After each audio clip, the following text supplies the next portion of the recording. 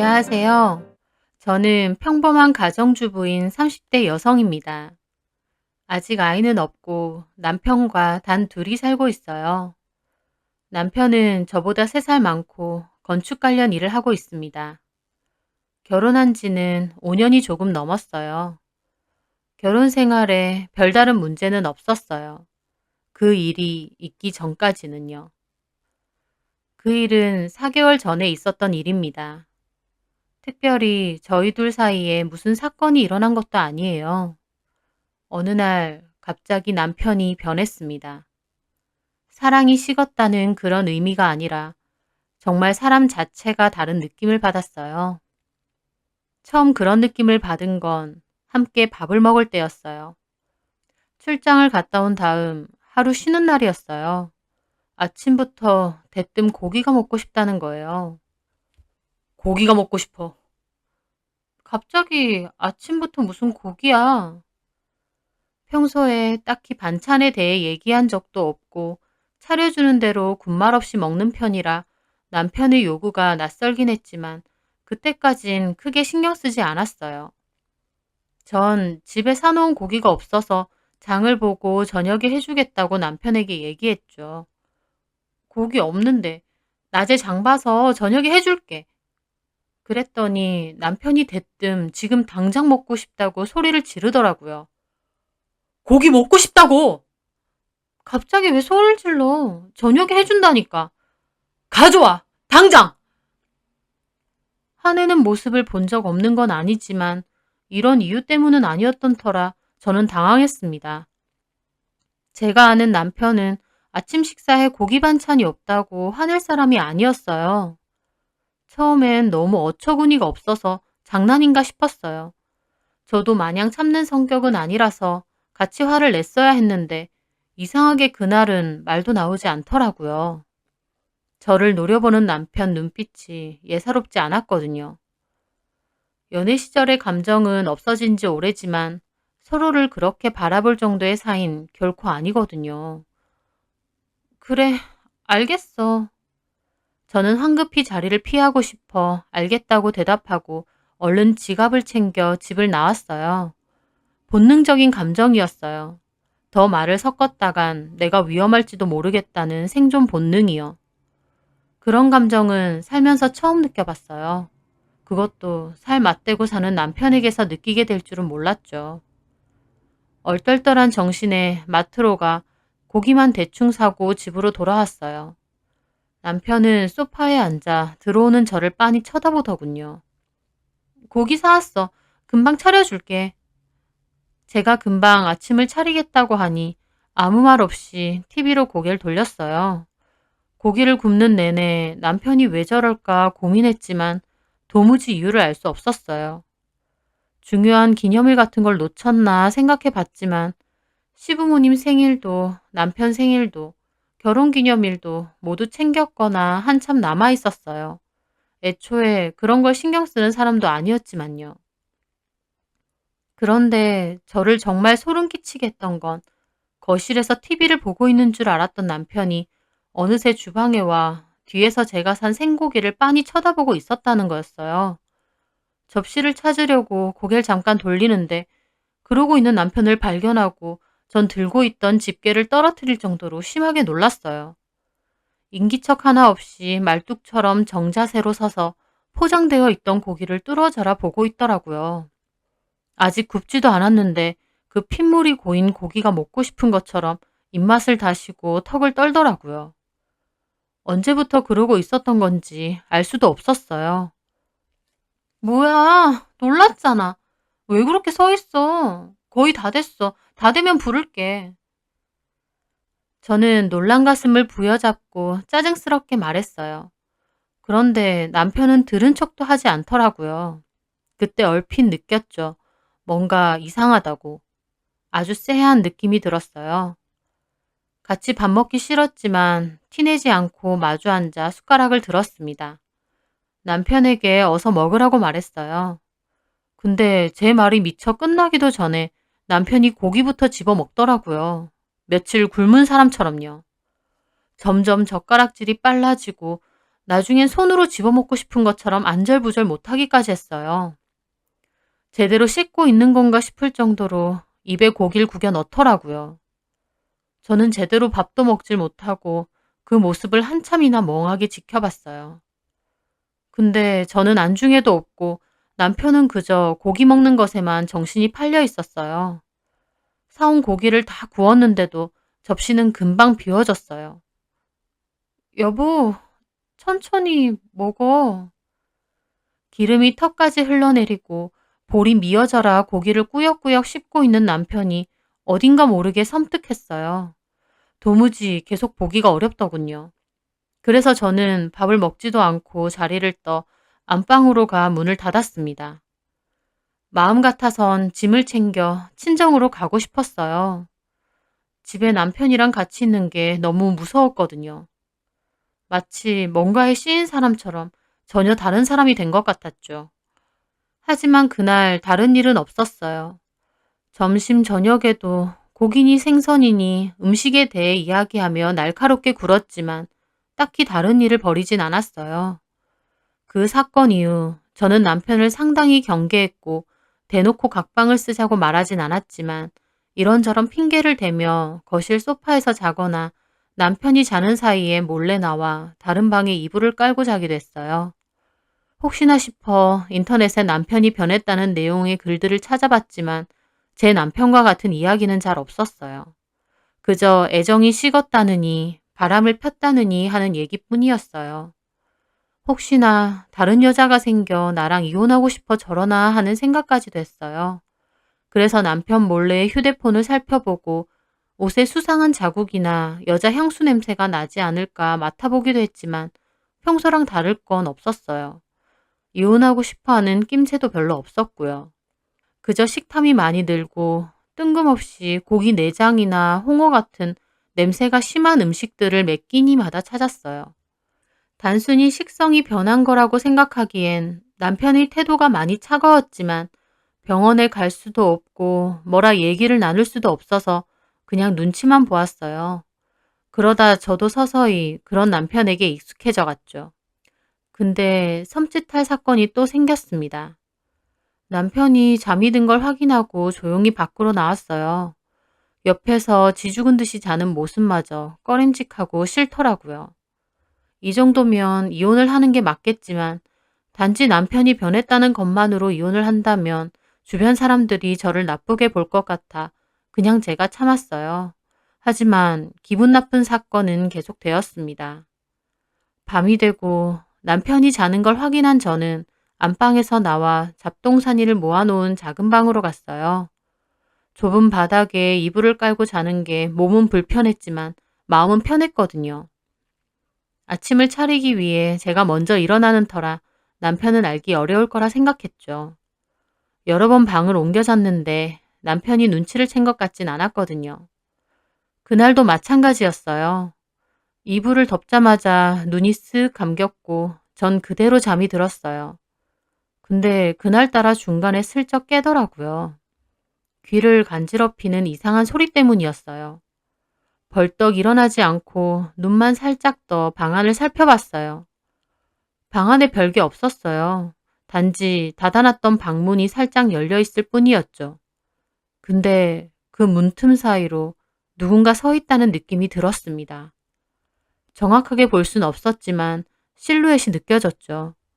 이상한 소리도 분명 그쪽에서 나는 거였어요. 들릴 듯 말 듯 빠르게 무어라 중얼거리는 소리 같았어요. 그 순간 문 밖에 있는 게 왠지 남편일 거라는 생각이 번뜩 들었습니다. 그냥 직감적으로요. 가위에 눌린 것도 아닌데 움직일 수가 없었어요. 한밤중에 왜 문 밖에서 저를 쳐다보고 있는 건지 또 무슨 말을 중얼거리고 있는 건지 도무지 이해가 가지 않았어요. 눈을 감은 채 지금 상황에 대해 생각할수록 온몸에 소름이 다 끼치더라고요. 정확하게 시간을 보진 못했지만 거의 1시간이 넘도록 그 상태로 있었어요. 일어나는 척을 해볼까 했지만 남편과 마주하는 게 두려워 뭘 할 수가 없었어요. 그렇게 식은땀을 흘리며 한참 동안 누워있는데 갑자기 남편의 말소리가 끊어졌어요. 잠시 후 눈을 살짝 떠보니 문 앞 실루엣도 사라져 있었죠. 남편이 방으로 돌아갔구나 생각한 저는 안도의 한숨을 내쉬었어요. 다음 날 저는 남편이 다른 방에서 잔 것에 대해 이야기를 할 거라 생각했어요. 근데 그 사람은 지난밤에 있었던 일에 대해 전혀 말이 없더라고요. 평소처럼 행동하며 제 시간에 출근했습니다. 이렇게 되니 별 생각이 다 들더라고요. 왜 남편이 갑자기 변한 걸까? 나는 뭘 어떻게 해야 하나? 같이 병원에 갈까? 아니면 솔직하게 얘기를 나눠야 할까? 정말 많은 생각이 들었습니다. 결국 저는 남편이 퇴근하고 집에 돌아오자마자 말을 꺼냈습니다. 여보, 이상하게 생각하지 말고 들어. 요즘 당신 좀 이상한 것 같아. 갑자기 딴 사람이 된 것 같아. 저는 솔직하게 얘기했어요. 혼자서 끙끙대는 것보다 대화를 나누는 게 더 좋을 것 같아서요. 근데 남편이 요 며칠간은 또 다르게 옛날처럼 웃으면서 말하더라고요. 내가? 그랬어? 미안. 요즘 일이 바빠서. 남편이 풍기는 분위기가 또 옛날처럼 바뀌자 저는 좀 놀랐지만 안심했어요. 힘겹게 웃어 보이는 남편의 표정과 요새 좀 힘들었다는 말에 저는 나 모르게 일하는 곳에서 스트레스가 많았구나 싶었습니다. 힘들었으면 말을 하지. 난 혹시 당신이 뭐에 씌였나 싶었어. 그게 무슨 말이야. 별일 아냐. 내가 앞으로 잘할게. 이렇게 남편의 모습이 돌아온 것으로 마무리가 되었다면 얼마나 좋을까요? 마음이 놓인 저는 그날 밤 남편과 한 방에서 잘 수 있었습니다. 여전히 불안하긴 했지만 요 근래의 모습은 없는 것 같아 괜찮은 줄 알았어요. 그런데 자다가 문득 저도 모르게 눈이 떠졌습니다. 옆을 보니 남편이 없더라고요. 뭔가 이상해서 화장실에 갔나 했지만 화장실에도 없었습니다. 그래서 저는 방문을 열었죠. 근데 부엌에서 뭔가를 찾는 남편이 보이더라고요. 저는 방 안에서 문틈으로 남편을 살폈습니다. 그 순간 저는 확실히 느꼈어요. 남편이 돌아오지 않았다는 걸. 그리고 남편은 무언가를 집어들었습니다. 싱크대 아래에 있는 칼 수납장에서 식칼을 집더라고요. 너무 소름이 끼치고 무서워서 저는 얼른 방문을 걸어 잠갔습니다. 정말 간발의 차이로 남편이 문 앞에 달려와 문고리를 흔들었어요. 저는 저도 모르게 소리를 질렀습니다. 덜컹거리는 문을 온 힘을 다해 막으며 버텼어요. 그러자 남편이 문 밖에서 갑자기 괴성을 지르며 칼로 문을 찍더라고요. 이대로 죽는구나 싶었습니다. 천만다행으로 남편의 행동은 오래가지 않더라고요. 곧 문을 찍는 소리가 줄어들고 무언가 풀썩 쓰러지는 소리가 들렸어요. 진이 빠진 저도 문 앞에 주저앉아 온몸을 바들바들 떨었습니다. 그렇게 한참 동안 조용했어요. 저는 어디에 신고할 생각도 하지 못하고 문틈으로 밖을 살짝 살폈습니다. 남편은 손에 칼을 쥔 채 쓰러져 있더라고요. 혹시나 자는 척 하는 건가 싶어 두려웠지만 이대로 있다간 도망칠 수 없을 것 같아 죽을 힘을 다해 현관으로 달려갔습니다. 다행히 남편이 따라오는 일은 없었어요. 저는 그 새벽에 미친 사람처럼 친정으로 달려갔습니다. 도저히 이런 상태로는 같이 살 수 없었어요. 친정에 도착하니 제 몰골을 보고 엄마가 기겁을 하시더라고요. 저는 정신없이 그동안 있었던 일을 다 털어놓았죠. 그랬더니 엄마가 그런 말씀을 하시더라고요. 혹시 귀신에 씌인 거 아니냐고요. 저희 남편이 무슨 무당도 아닌데 왜 귀신에 씌이냐 했더니 무당이 아니어도 그럴 수 있다고 하시더라고요. 말도 안 되는 얘기라고 생각했어요. 갑자기 남편에게 왜 그런 일이 생기겠어요. 하지만 돌변한 남편의 행동들을 생각하면 그런 식으로밖에 생각할 수 없었습니다. 그래서 저는 며칠 후 엄마의 아는 분이 소개해준 무당을 찾아갔습니다. 그 사이 남편은 저를 찾지도 않았어요. 전화 한 통 없었죠. 서운하다기보단 그 행동마저도 이상하게 느껴졌어요. 아내가 집을 나가서 돌아오지 않는데 찾질 않는 게 정상은 아니잖아요. 하지만 무당을 만나는 게 좋진 않았어요. 어쩌면 귀신의 씨였다는 말을 믿기 싫었던 걸 수도 있겠네요. 근데 엄마와 제가 신당에 들어가자마자 무당이 대뜸 저에게 소리를 질렀습니다. 제가 도망쳤다고요. 잘 도망쳤다고. 목숨 구했다고 큰 소리로 방이 다 울리게 얘기하더라고요. 기에 눌린 저는 조심히 다가가 자리에 앉았고 그런 저를 무당은 집요하게 쳐다보더니 냄새가 난다는 얘기를 했어요. 아주 역한 냄새가요. 제가 제 냄새를 맡으려 하자 그 냄새가 아니고 피비린내가 진동을 한다는 겁니다. 깜짝 놀란 저희 엄마가 더 자세히 말씀해 달라고 하니 무당은 눈을 감고 무언가 의식을 하는 듯 했습니다. 그리고 다시 눈을 뜬 무당이 저를 보더니 남편 죽이려고 저 혼자 도망왔냐고 말했어요. 그 말을 듣는 순간 너무 무서워 손이 다 떨리더라고요. 무당은 남편이 죽기 일보 직전이라는 얘기를 했어요. 굿 한 번 잘못 봤다가 사지육신 다 내준다고요. 이해가 가질 않았어요. 남편과 저는 굿을 한 번도 본 적이 없는 사람들이었어요. 그래서 제가 그렇게 말했더니 무당이 욕지거리를 퍼부으며 남편이 굿을 봤다는 거예요. 굿을 했는데 제대로 귀신을 잡지 못하고 엉뚱한 곳에 씌었다는 말이었어요. 믿기지는 않았지만 제가 그럼 어떻게 해야 하는지 여쭤보니 자기가 가서 직접 단판을 지어야겠다고 어줍잖게 부적수고하면 더 큰일 난다고 말하더군요. 솔직히 무당의 말이 전부 믿기지는 않았지만 그래도 혹시나 하는 마음에 알겠다고 말하고 저녁에 저희 집에 같이 가기로 했습니다. 집으로 돌아온 저와 엄마는 무당의 말대로 몸을 깨끗이 씻고 고기가 없는 채식으로만 저녁을 차리며 기다렸어요. 그때 전화가 한 통 오더라고요. 받아보니 남편의 회사 동료였습니다. 연락처만 알고 연락을 해본 적은 없는데 갑자기 연락이 와서 놀랐어요. 근데 그분이 하는 말이 더 놀라웠습니다. 며칠째 남편이 회사에 나오지 않는다고 했어요. 그 순간 무당 말이 떠올라 덜컥 겁이 나더라고요. 혹시 남편 혼자 있는 집에서 무슨 일이 일어난 게 아닐까 노심초사했습니다. 그리고 무슨 정신이었는지 무당에게 들은 굿 이야기를 했어요. 혹시 현장에서 그런 걸 한 적이 있냐고요.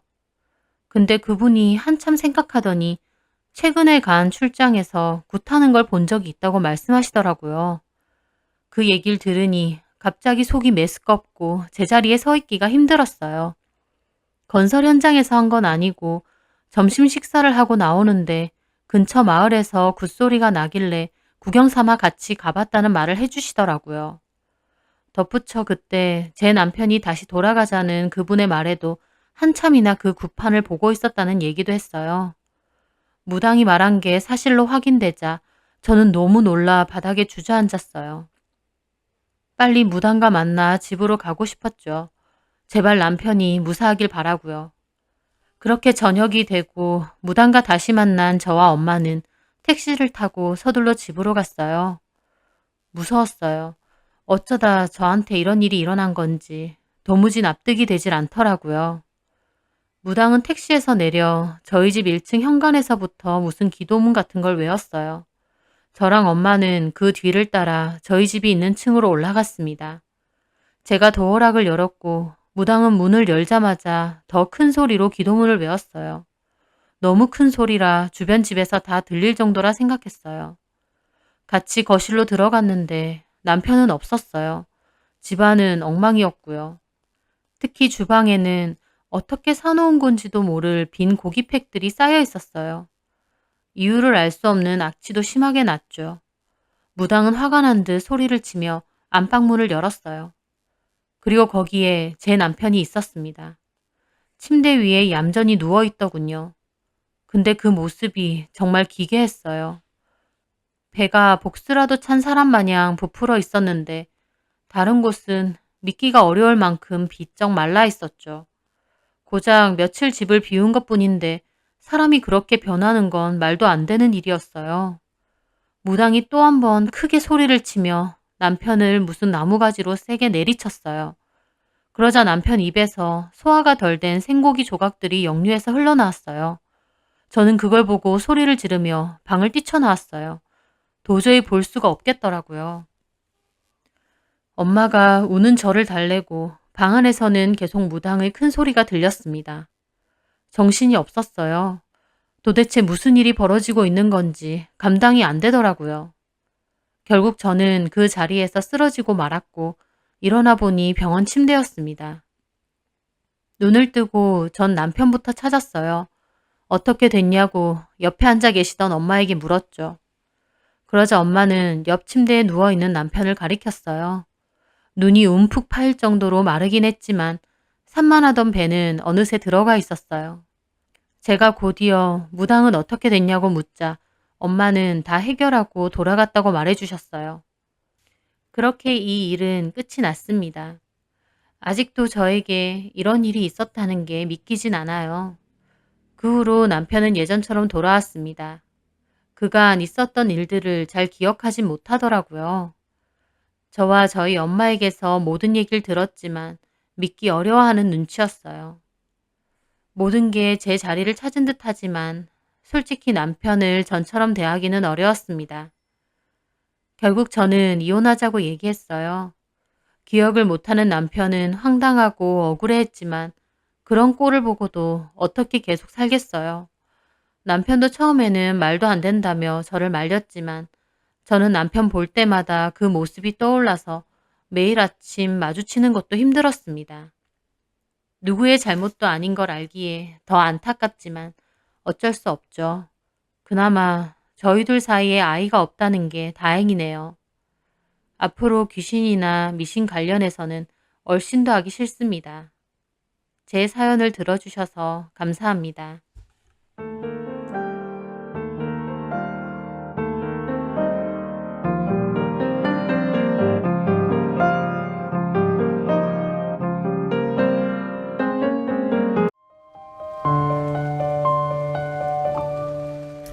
안녕하세요. 저는 지독한 올가미에 갇혀 있다가 비로소 자유를 찾은 여자입니다. 당연한 소리지만 처음엔 그게 올가미라고 생각하지 않았어요. 아주 예쁘고 화려한 꽃이 가득한 꽃밭인 줄 알았죠. 하지만 꽃만 가득할 줄 알았던 그곳은 올가미가 되어 저를 지독하게 올감했습니다. 독이 든 버섯이나 식물이 더 아름답듯 그 남자의 처음도 아주 달콤했어요. 그 남자는 골프 아카데미와 실내 골프 연습장을 여러 군데 운영하는 남자였습니다. 그중 가장 큰 규모의 아카데미가 있었는데 저는 그 건물 1층 카페에서 일을 하고 있었어요. 저희 카페에는 주로 골프 아카데미와 골프 연습장을 찾는 분들이 손님으로 많이 오셨어요. 테이블은 6, 7개 됐는데 늘 골프 연습장 손님들로 가득했죠. 저는 커피를 워낙 좋아해서 제과제빵 자격증과 바리스타 자격증을 따고 그곳에서 일을 하고 있었고요. 사장 언니가 워낙 성격도 좋고 저랑도 잘 맞아서 즐겁게 일을 다니고 있었죠. 그곳에서 일하다 보면 한 번씩 남자 손님들이 명함을 주고 가거나 연락처를 물어보는 경우가 있었습니다. 하지만 보통은 그냥 웃으면서 거절을 하거나 남자친구가 있다고 대충 둘러대죠. 진심으로 저한테 그러는 것 같진 않고 그냥 제가 인상도 순하고 잘 웃고 있으니까 편해 보여서 가볍게 접근하시는 분들이 많은 것 같았거든요. 그런데 그 남자도 저에게 그렇게 다가왔습니다.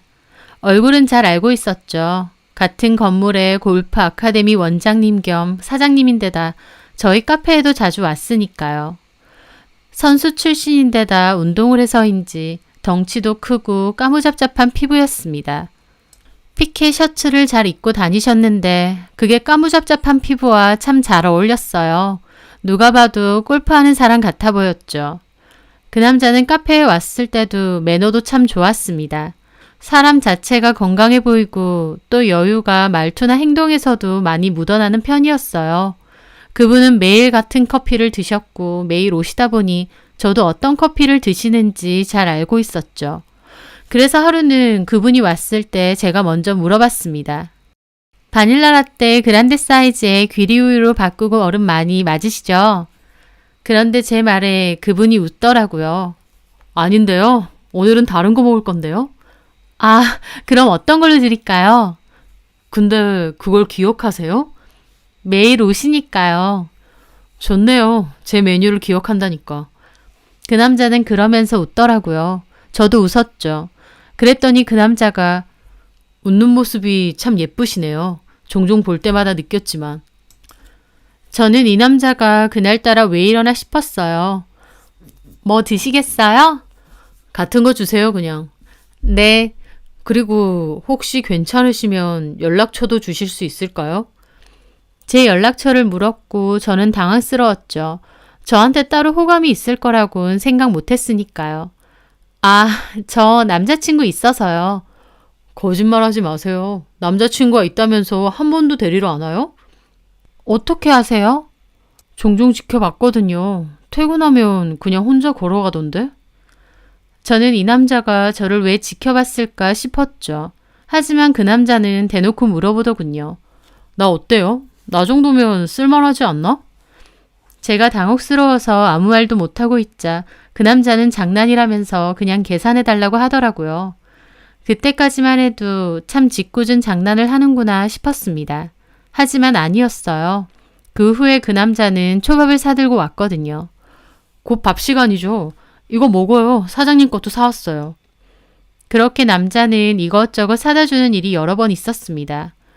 저는 왜 자꾸 이런 걸 사주시냐 부담스럽다 들고 가시라고 했지만 그 남자는 부담스럽게 받아들이지 말고 호감의 표시라고 봐달라 하더라고요. 그 남자가 그렇게 끊임없이 들이대는 게 부담스럽기도 하고 당황스럽기도 했지만 또 한편으론 엄청 싫진 않았어요. 저도 약간의 호감은 있었으니까요. 그렇게 한 번은 마감하고 나가려는데 꽃다발을 들고 저를 기다리고 있었습니다. 퇴근했죠? 내가 태워다 줄게요. 괜찮아요. 에이, 손 부끄럽잖아요. 어서요. 저는 꽃다발을 받아들고 그 남자의 차에 올라탔습니다. 그 남자의 차는 벤츠였는데 저는 살면서 벤츠를 처음 타봤어요. 넓고 편하고 고급스럽고 참 기분 묘하더라고요. 제 손에 들려있는 꽃다발은 참 풍성하고 아름다웠고요. 그 순간 이런 삶도 있구나 싶었습니다. 그 남자는 저에게 정식으로 만나보고 싶다고 했고 결국 저는 그 남자와 사귀게 되었습니다. 그 남자와의 연애는 안락하고 편한 벤츠를 탄 것 같은 기분이었어요. 여태까지는 느껴보지 못한 기분이었죠. 호탕하고 시원시원하고 매력이 있는 사람이었습니다. 저에게도 아주 잘하고요. 그렇게 6개월 정도 사귀었는데 제가 그 남자의 아이를 가지게 되었어요. 그 남자는 기뻐하면서 결혼을 하자고 했습니다. 모든 결혼 준비는 자기가 한다면서요. 저는 결혼을 하기에는 나이가 좀 어린 편이었지만 그래도 그 남자는 자기가 다 준비를 한다기에 믿고 맡겼습니다. 그 남자는 제 인생에 나타난 백마탄 왕자 같았죠. 사실 저는 살면서 백마탄 왕자를 바란 적은 없습니다. 하고 싶은 일도 있었고 뭔가를 해도 제 스스로 이루고 싶었죠. 하지만 그 남자와 만나는 동안 그 편하고 여유 있는 생활에 익숙해지더라고요. 돈에 쪼들리지 않아도 되고 좋은 음식, 좋은 옷, 좋은 가방. 저에게는 모든 게 참 새로웠습니다. 그렇게 저희는 결혼을 했어요. 저희 집 형편이 상대적으로 많이 처졌는데도 제가 이미 임신도 했고 남편도 강경하게 저랑 결혼하겠다고 밀어붙이니까 시부모님도 결국 저를 받아주셨고요. 깨끗한 포장 도로를 달리는 벤츠처럼 제 결혼 생활도 그러할 줄 알았습니다. 하지만 결혼하고 나서 얼마 지나지 않아 남편은 변하기 시작했어요. 소위 잡은 물고기에는 밥 안 준다는 식으로 연애 때와는 아주 많이 달라져 있었죠. 일단 집에 잘 안 들어왔습니다. 노는 걸 좋아해서 술 약속도 많고 친구들도 많이 만나던 사람인데 결혼하고 나니 밖으로 계속 돌고 외박하는 날도 많았어요. 게다가 시부모님도 결혼은 허락해 주셨지만 저를 탐탁치 않아 했기 때문에 대놓고 저를 구박하는 일도 많았어요. 신혼 초부터 저희 집 비밀번호를 달라 하셔서 시도 때도 없이 불쑥불쑥 오셨고 오실 때마다 집안 살림에 입을 많이 대셨죠. 처음엔 잔소리만 하시는 정도였는데 날이 갈수록 심해지더니 나중에는 폭언 수준이 되었어요. 집불도 없는 게 나이 어린 몸뚱이 하나 가지고 결혼했다는 소리도 서슴지 않을 정도로요. 집에서 이런 건 못 배웠냐. 남편 돈 받아 먹고 사는 거면 집안일이라도 똑바로 관리해라 라는 소리는 귀에 딱지가 앉을 정도로 들었습니다. 저희 어머니는 겉으로만 보면 세상 고상하고 품격 있는 사모님이세요. 밖에선 다른 사람에게 말도 엄청 부드럽고 점잖게 하시고요. 하지만 저와 있을 때는 180도 다르게 변하셨어요. 마음에 안 들면 소리도 잘 지르셨죠. 남편도 마찬가지였습니다. 밖에서는 여전히 호인이었지만 집에 오면 폭군으로 변했죠. 저에게 말도 함부로 하고 기분 나쁘면 화도 곧잘 냈어요. 물건도 잘 집어 던지고요. 남편과는 가뜩이나 나이 차이가 좀 있는 데다 지 기분 나쁘면 벌컥벌컥 화를 잘 내니 저도 눈치가 보이고 점차 의기소침해져 갔고요. 그러다가 아이를 낳게 되었습니다. 출산 후 조리원을 들어가기로 했는데 시어머니가 남들 하는 거 다 하고 살고 싶냐고 뭐라고 하셔서 2주 계약한 거 일주일만 있다 오기로 했어요. 돈이 없는 집도 아닌데 제가 편하게 조리원에 2주씩이나 있는 거 못 봐주겠다 하셔서요. 그렇게 조리원 생활은 일주일만 하고 아이 안고 돌아왔는데 정말 막막하더라고요. 저희 어머니도 계속 일을 하시다 보니 육아 관련된 도움은 받을 수 없었고 아등바등 아이를 키웠습니다. 처음 해본 육아인데다 아무런 도움이 없이 키우는 거다 보니 잠도 못 자고 많이 힘들었죠. 당연히 남편은 단 하나도 도와주는 게 없었고요. 정확히는 아이를 키우는 게 힘들다기보다 남편의 눈치를 보는 게 더 힘들었어요. 남편은 아이를 그렇게 예뻐하는 것 같지도 않았습니다. 연애 시절 제가 아이를 가졌다 했을 때 남편은 몹시 기뻐하며 바로 결혼하자 했었거든요. 그래서 저는 남편이 아이를 몹시 좋아하는 줄 알았어요. 근데 웬걸 자기 새끼인데도 엄청 귀찮아하고 성가셔했습니다. 갓난아이라서 하루 종일 우는 게 당연한데도 몹시 성가셔하고 짜증스러워 하더라고요. 그걸 핑계로 더 집에 안 들어왔고요. 한 번은 아이 재우고 나서 밤 늦게까지 밀린 집안일하고 젖병 소독하고 유축까지 한 다음 새벽 늦게 자려고 겨우 누웠을 때였습니다. 아이가 잠에서 깨서 으앙 울었고 저는 급하게 자리에서 일어나 아이 분유를 타러 갔죠. 그리고 분유를 타서 왔는데 그때까지도 아이가 울고 있으니 자고 있던 남편이 아이씨 하면서 짜증을 내고 일어나는 거예요. 애 좀 안 울게 해. 진짜 겨우 잠들었는데 짜증나게. 그 말에 저는 어이가 없어서 말문이 턱 막혔습니다. 아이가 우는 걸 제가 어떻게 하란 말인가요? 자기가 와서 좀 달래주는 것도 아니면서요. 남편은 온갖 짜증을 내더니 베개 들고 작은 방으로 가버렸습니다. 아이를 안고 우유를 먹이는데 눈물이 다 나더라고요. 이런 게 결혼 생활인가 싶고요. 한 번은 참다 저도 큰 소리 내고 싸운 적도 있습니다. 육아에는 나 몰라라 하고 집에도 안 들어오고 그나마도 들어오면 내내 잔소리에 화내고 진짜 너무한 거 아니냐고요. 그런데 제가 그렇게 따지니까 가만히 있던 남편이 갑자기 으악 소리를 지르더니 골프채를 집어드는 거예요. 그리고는 그대로 저희 집 TV를 내려쳤습니다. TV는 굉음을 내며 박살이 났고 저는 그 순간 너무 무서워서 온몸이 뻣뻣하게 굳더군요. 지 기분 나쁘면 물티슈나 물컵 같은 건 한 번씩 던질 때도 있었는데 골프채로 TV를 부순 건 처음이었거든요. 너 나한테 잔소리하지 마. 내가 너한테 잔소리를 왜 들어야 돼? 남편은 그렇게 골프채를 바닥에 힘껏 집어던지더니 겉옷 들고 확 나가버리는 겁니다. 아이는 놀라서 찢어지게 울고 제 눈앞에는 개박살이 난 TV가 있고 그 순간이 얼마나 공포스러웠는지 완전 얼어붙어 있었죠. 개박살난 TV 조각을 쓸어 모으면서도 앞으로 어떻게 저 사람과 계속 살아야 되나 눈물만 나더군요. 남편은 그렇게 나가서 3일을 안 들어왔습니다. 그 후에 다시 집에 들어와서는 그런 일이 없었던 양 아무렇지 않게 행동하는데 저는 그때부터 남편의 모든 게 다 너무 무섭더라고요. 그렇게 완전 기죽어서 아이 키우고 집안일만 하며 살았습니다. 그 집에서는 저는 만만한 구박덩이 신세였죠. 남편이 뭐라고 하거나 트집을 잡아도 아무 말도 못했으니까요. 아이는 어느덧 어린이집에 갈 만큼 컸어요. 결혼 전 남편은 아이 어느 정도 키워놓으면 카페 차려준다고 너 하고 싶은 거 하면서 살라고 했었거든요. 하지만 결혼하고 나니 그런 소리는 입 밖에도 못 내게 했습니다. 자기가 주는 돈이나 받으면서 살래요. 뭐라도 해보겠다고 깝치지 말고. 남편은 그렇다고 생활비라도 넉넉하게 주는 것도 아니었습니다. 정말 빠듯하게 줬죠. 저희 어머님은 그런 사실도 알면서 저한테 맨날 남편 등골이나 빨아먹는다고 하셨고요. 참 우울한 날들이 지속되었었죠. 그러다가 하루는 제 생일이었습니다. 웬일로 남편이 한우나 먹으러 가자고 했죠. 그래도 내 생일이라고 챙겨주나 보다 싶어서 아이랑 짐을 챙겨서 따라 나섰어요. 그런데 고깃집에서는 저는 고기 굽고 아이 먹이고 정신이 없었습니다. 남편은 앞에서 핸드폰 보면서 지 고기 먹는 것만 바쁘더라고요.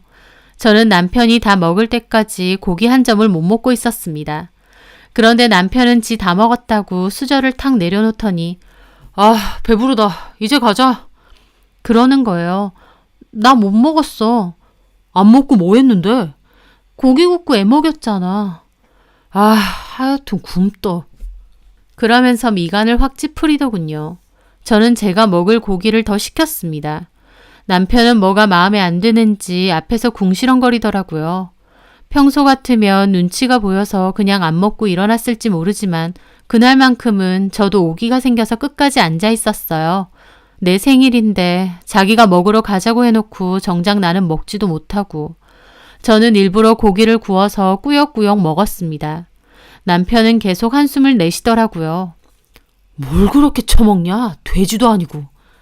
진짜 너무한다 싶었어요. 목구멍으로 넘어가지도 않는 고기들이 올라오는 것 같았죠. 그런데 문득 고개를 돌려보니 바로 옆에 테이블도 저희 가족처럼 세 식구가 앉아 있었어요. 그 테이블도 아내가 고기를 굽고 있긴 했는데 남편은 옆에 아이도 먹이고 또 부지런히 쌈을 싸서 아내 입에 넣어주고 있더군요. 그걸 보는데 너무 서러워서 눈물이 왈칵 나려는 겁니다. 저 사람들은 저렇게 사는데 나는 이게 뭔가 싶고 씹고 있는 게 고기인지 뭔지도 모르겠더라고요. 남편은 앞에서 빨리 먹으라고 계속 투덜거리고 애는 보채고 저는 결국 꾸역꾸역 먹다 말고 일어났죠. 근데 아까운 고기 시켜놓고는 남겼다고 집으로 가는 동안 또 궁시렁궁시렁. 저도 너무 서름에 복받쳐서 그날 집에 와서 싸웠습니다. 진짜 너무한 거 아니야? 고기 굽고 희성이 먹이느라 나는 제대로 먹지도 못했어. 그래서 좀 먹으려는데 그런 식으로 말해? 야, 바가지 긁지 마. 짜증나게. 이게 바가지야? 그랬더니 남편은 짜증난다는 표정으로 저를 보며 그러더군요. 쥐뿔도 없는 거 비싼 고기 처먹게 해줬더니. 그 말을 듣는데 저는 말문이 턱 막혔습니다. 남편이 저에 대해서 어떻게 생각하는지 잘 알겠더라고요. 남편은 본인과 이 결혼 생활이 저에게는 차고 넘친다고 생각했던 것 같아요. 제 분수에 넘친다고 말이죠. 남편이나 시어머니의 생각은 쥐뿔도 없는 거 좋은 집 살고 좋은 거 먹게 해주는데 말이 많다 그거였죠. 남편과 저는 결코 동등한 관계가 아니었습니다. 너무나도 잘 알고는 있었지만 다시 한번 느끼니 참 비참하더라고요. 내가 이렇게 살려고 계획에도 없이 그렇게 일찍 결혼한 건 아닌데 저는 참담한 기분으로 남편에게 이혼하자고 했습니다. 하지만 남편은 비웃었어요. 웃기지 마. 이혼은 무슨... 나 좋아하지도 않으면서 왜 꾸역꾸역 사는 건데. 필요하니까. 그리고 톡 까놓고 말해줄까? 너는 나 갖기는 싫은데 남 주는 건 더 싫어. 이혼은 무슨... 이혼은 내가 하고 싶을 때 할 거야. 너는 이혼 꿈도 꾸지 마. 저도 그 말에 화가 나서 소리 질렀죠. 내가 이혼하겠다는데 당신이 뭔데? 어디 또 이혼 소리 하기만 해봐. 내가 가만둘 줄 알아? 너 이 집 떠나면 너네 엄마 아빠부터 가만 안 둬. 알아? 협박하니? 네가 뭔데?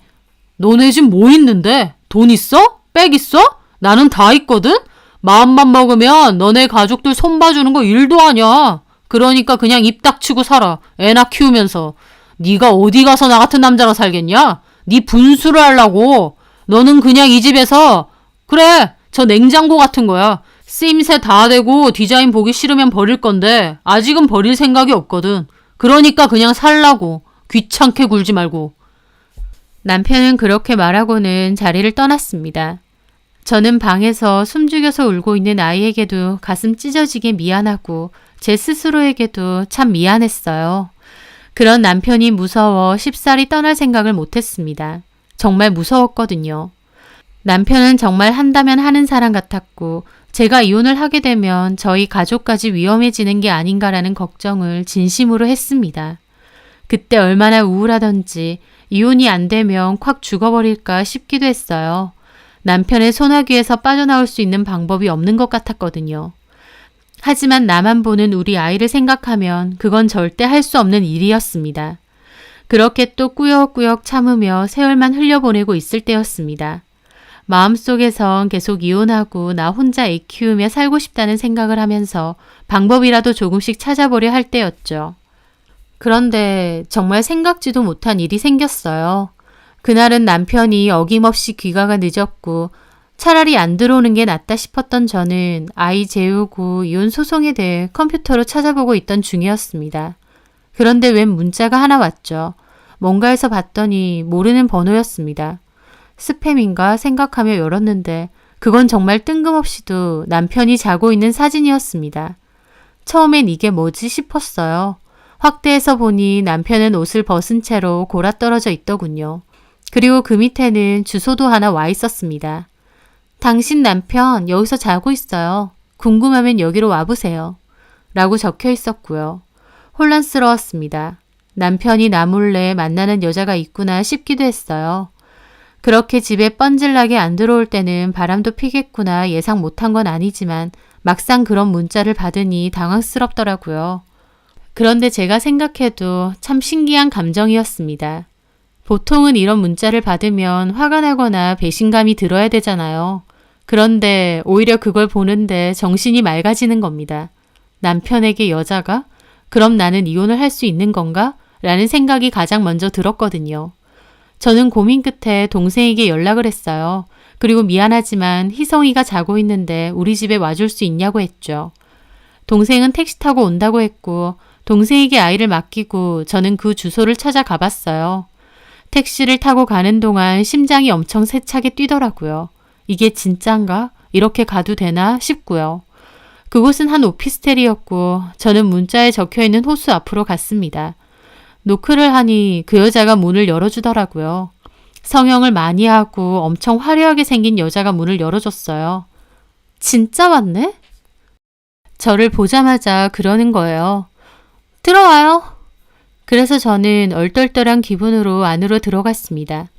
오빠는 안에서 자고 있어요. 그 말에 저는 뭐라고 해야 할지 모르겠더라고요. 그랬더니 그 여자가 이상하게 저를 보고 있는 겁니다. 뭐야? 반응이? 너무 놀라서 무슨 말을 해야 될지도 모르는 건가? 저는 그 이상한 여자를 무시하고 방 안으로 들어가려는데 그 여자가 저를 잡았습니다. 저기요, 폰 준비 안 해요? 네? 확실한 증거 삼으려면 폰 준비해야죠. 이런 거 안 해봤나 봐. 사진 찍으세요. 동영상 찍던가. 내 얼굴 나와도 되고. 저는 이 여자 뭔가 싶어서 어리둥절하게 봤습니다. 상황이 너무 이상했어요. 그 여자는 대놓고 자기와 남편을 찍으라는 겁니다. 사진을 찍으라고요? 아니 그럼 이 꼴을 보고도 이혼을 안 할 거예요? 뭐지? 나 이런 와이프는 또 처음 보네. 지금 뭔 상황인지 파악이 잘 안 돼요? 나 그쪽 남편하고 만난 지 6개월 정도? 넘었어요. 외박 자주 하죠. 거의 우리 집 와서 자는 거예요. 일주일로 치면 최소 3-4번은 오니까. 저기 있는 가방하고 옷은 다 오빠가 사준 거고 오빠도 이혼은 하고 싶은 것 같은데 와이프 불쌍해서 말은 못하는 것 같길래 내가 좀 확실하게 정리를 하려고요. 그 여자는 정말 익숙한 듯 상황을 설명해 주었습니다. 이런 상황을 많이 겪어본 것처럼요. 동영상 찍어요. 저는 어이가 없어서 그 여자를 무시하고 방 안으로 들어갔어요. 그리고 자고 있는 남편을 깨웠습니다. 남편은 세상 모르게 자고 있다가 저를 보더니 깜짝 놀라더라고요. 뭐야? 남편은 놀라서 저와 그 여자를 번갈아 봤습니다. 오빠 와이프가 찾아왔더라. 들켰나 봐. 저는 뻔뻔한 그 여자를 보며 코웃음을 쳤습니다. 어떻게 알았어? 저는 후련한 한숨을 쉬며 말했죠. 나 대신할 사람 드디어 찾은 것 같네. 잘 어울린다. 그래 이혼해 줄게. 소송은 안 할 테니까 그에 맞는 위자료나 챙겨줘. 저는 그 여자에게도 말했습니다. 그래요. 이런 꼴 보고 못 살죠. 이혼해 줄 테니까 저 남자랑 살아요. 저는 그렇게 자리를 뜨려는데 남편은 불이 나게 저를 잡는 겁니다. 속옷도 안 입고요. 야, 왜 이래? 옷이나 입어. 저 여자 만난 지 6개월도 넘었다며. 외박하면 항상 저 여자 집 같고. 그렇게 저 여자 좋으면 원하는 대로 이혼해 줄게. 저 여자랑 살아. 저는 그렇게 말하고 급하게 나왔습니다. 남편이 허둥지둥 옷을 입는 사이 저는 도망치듯 그곳을 빠져나왔죠. 내려오는 내내 심장이 벌컥벌컥 뛰더라고요. 그렇게 집으로 돌아와 동생한테는 나중에 다 설명한다고 하고 아이 데리고 친정에 좀 가달라고 했어요. 그렇게 몇 시간 후 남편이 집으로 찾아왔고 오자마자 이혼은 누구 맘대로 이혼이냐는 개벽다구 같은 소리를 하는 겁니다. 누가 보면 내가 바람핀 줄 알겠네. 이혼 못해줘. 못해주면 소송 걸 거야. 그전에는 마땅히 내가 승소할 만한 증거를 못 모았어. 그래서 꾸역꾸역 참았는데 고맙게도 네 내연녀가 문자하고 다 보내주네. 나 그걸로 소송할 거야. 이혼 못해준다는 내 말 까먹었냐? 내가 가만히 있을 줄 알아? 바람핀 건 너야. 어쨌든 이혼 못해줘. 남편은 뻔뻔하게 소리를 지르는 겁니다. 남편은 평소처럼 눈을 까디집으며 더 큰 소리를 냈어요. 저도 평소 같으면 그 모습이 무서워서 더 이상 아무 말 안 했겠죠. 하지만 그 순간 갑자기 저도 눈이 돌더라고요. 결혼 생활 내내 개무시하고 보란듯이 바람 피면서도 이혼은 못해준다고 외치는 저 염치 없음이 치가 떨렸습니다.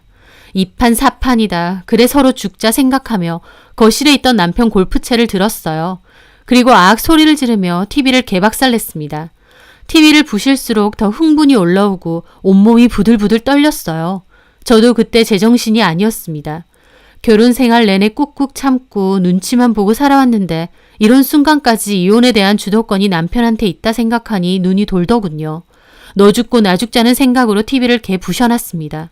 만약 남편이 말렸으면 남편도 TV만큼 부셔놓을 마음으로요. 남편은 멀리서 완전 질린 얼굴로 저를 보더군요.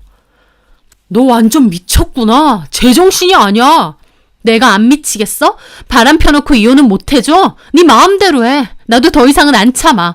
내가 국으로 닥치고 있으니까 네가 뭔 짓을 해도 다 참을 줄 알았어? 내가 왜? 나도 이제 이판사판이야. 내 부모를 건드려? 어디 건드려봐. 나도 네 부모 가만 안 둘 거야. 그래, 나 돈도 없고 백도 없어. 집불도 없는 게 무서울 게 있는 줄 알아? 막말로 깜빵 가면 그만이야. 제가 눈이 돌아서 악을 지르며 소리쳤어요. 저는 저한테도 그런 모습이 있는지 살면서 처음 알았습니다. 정말 악에 바친 거였죠. 남편도 완전 미쳐 날뛰는 제 모습에 주춤거리더니 완전 미친년 아니냐며 욕을 하고는 확 나가버리더라고요. 저는 부서진 TV 앞에 주저앉아 몇 시간을 울었어요. 남편이 외도를 해서 슬픈 게 아니었습니다. 죽은 듯 살다가 처음으로 큰 소리 낸 내 모습이 너무 신기하고 벅차게 느껴져서 울었던 것 같아요. 후련하기도 하고요.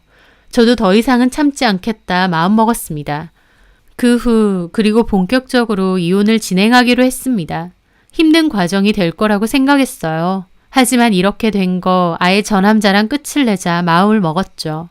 하지만 그것도 제 예상과는 달랐습니다. 남편이 늘 말했던 것처럼 지독하게 이혼을 안 해주고 버틸 줄 알았어요. 그 때문에 소송도 오래 갈 거라 예상했고요. 그런데 남편은 의외로 순순히 이혼을 해준다고 소송까진 가지 말자고 하더군요.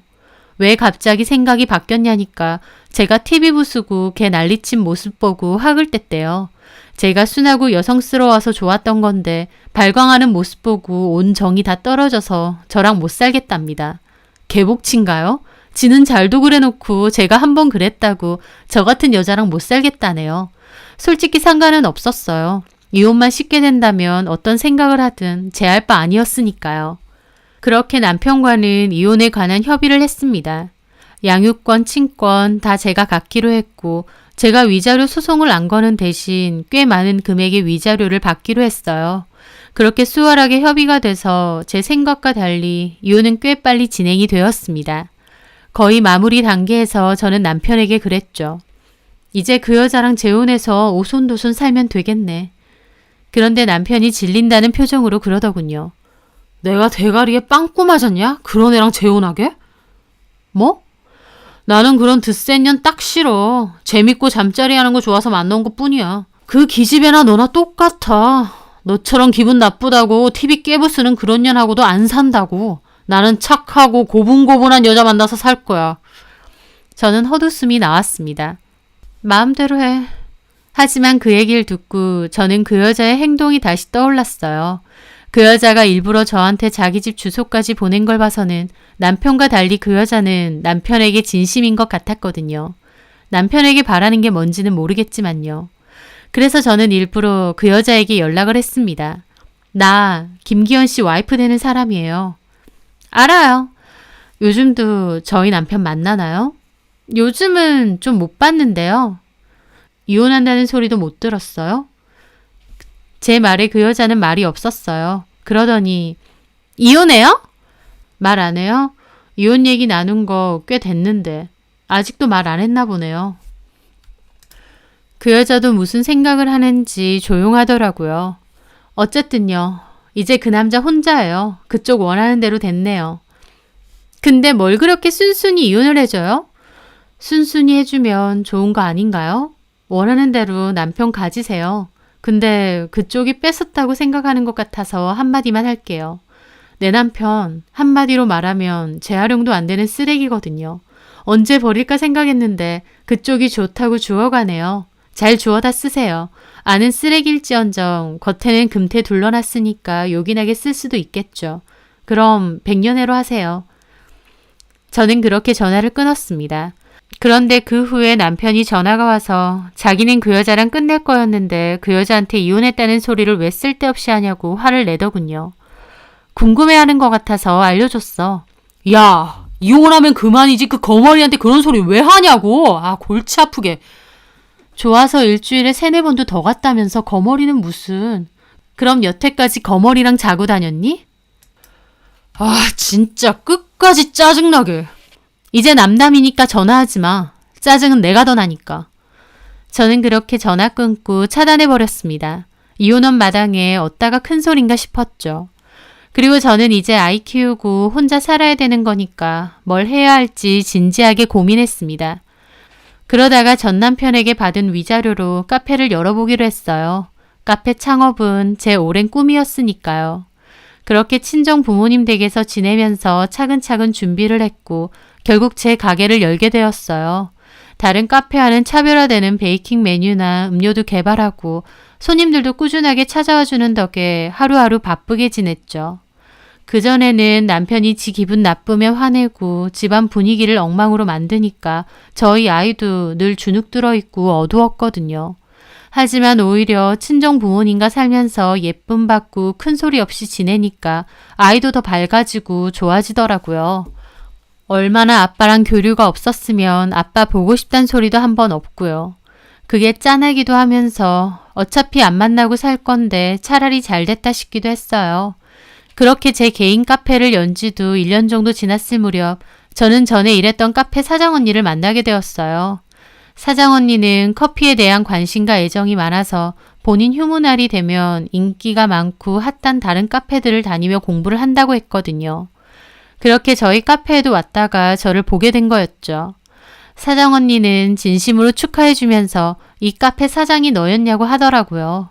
그렇게 만나게 되니 너무 반갑더라고요. 그리고 그 언니에게서 전 남편의 근황을 듣게 되었어요.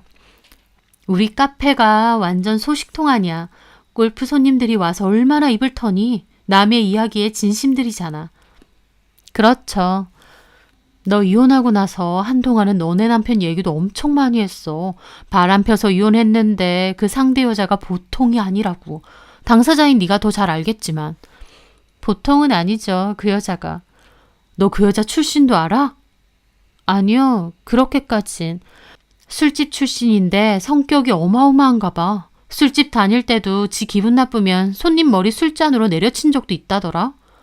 진짜요? 보통이 아니래. 근데 얼굴 반반하고 성격도 보통 여시가 아니라서 스폰 받고 그러고 사는 여자래. 자기도 그렇게까진 몰랐구나. 제정신 아닌 여자 같긴 한데 그 정도인지는 몰랐어요. 그 여자 임신한 것도 알아?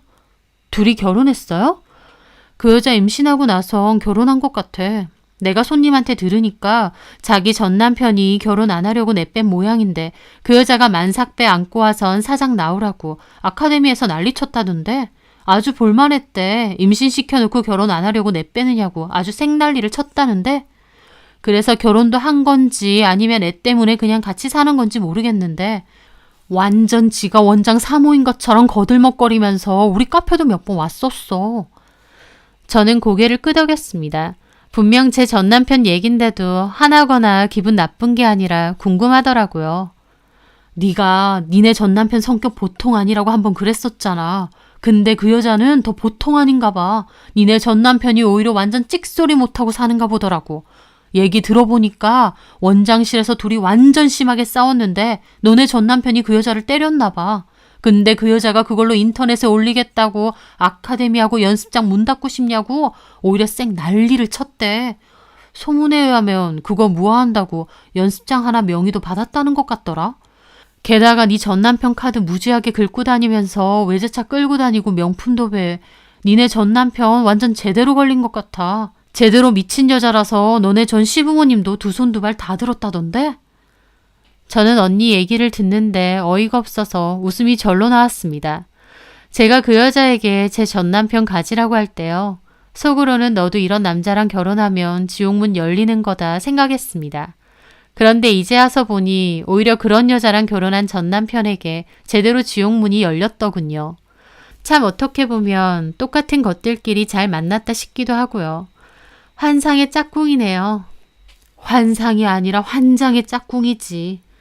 저는 그 말에 실소가 터졌습니다. 너는 이혼하고 많이 좋아졌다. 그때 결혼 생활할 때 한번 카페 왔었잖아. 네 안색이 너무 안 좋아서 걱정했거든. 이혼하니까 이제 살만해요. 언니한테도 그때 간단히 말했지만 진짜 최악이었거든요. 알지. 그래서 내가 그것들 근황 들었을 때 얼마나 고소했는 줄 알아? 아주 더럽게 지지고 볶고 살아라 했지. 이혼 잘했어. 얼굴 훨씬 좋아졌다. 고마워요, 언니. 저는 언니가 떠나고 저의 소중한 카페를 둘러보았어요. 의자 하나, 소품 하나까지도 다 고민하고 발품 팔아서 마련했던 나의 소중한 공간. 여기서 돈 벌어서 우리 아이도 키우고 제가 그토록 하고 싶었던 일하고 참 고맙더라고요. 우스갯소리로 전 남편이 결혼하면 카페 차려준다고 했는데 결혼 생활 내내 안 차려주더니 결국 위자료로 결국 차려줬다는 농담도 합니다. 그만큼 제 마음도 많이 가벼워진 것 같아요. 그것들은 똑같은 것들끼리 만나서 서로에게 지옥이 되어가고 있는 모양인데 뭐 이제는 저랑도 아무 상관없는 일이겠죠. 저는 제 행복 그리고 저희 아이를 위해서 열심히 살아가려고 하니까요. 제 사연 들어주셔서 감사합니다.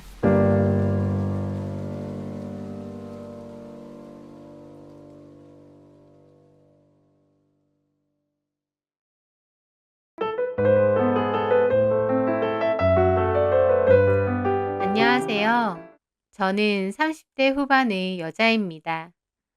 아빠는 저 어릴 때 돌아가셨고 엄마가 여자 혼자 몸으로 힘들게 저와 남동생을 키워주셨어요. 금전적으로 넉넉치는 않은 가정이었지만 엄마가 최선을 다해 저희를 키워주셨고 저에게는 세상 그 무엇보다 가장 소중하고 사랑하는 사람이 저희 엄마입니다. 엄마가 저와 남동생을 위해 평생을 헌신하며 살아오신 것만큼 저도 엄마에게 잘하고 효도하고 싶은 마음이 많았습니다. 그래서 돈을 벌기 시작하면서부터는 엄마에게 많지는 않지만 용돈도 꼬박꼬박 드렸고 엄마와 함께 여행을 가거나 맛집, 예쁜 카페로 데이트도 많이 했어요. 엄마도 자식 다 키워서 이렇게 같이 다니니 참 좋다고 하시더라고요. 그렇게 저는 결혼 생각 없이 엄마랑 평생 도란도란 살 생각이었는데 그 남자를 만났습니다.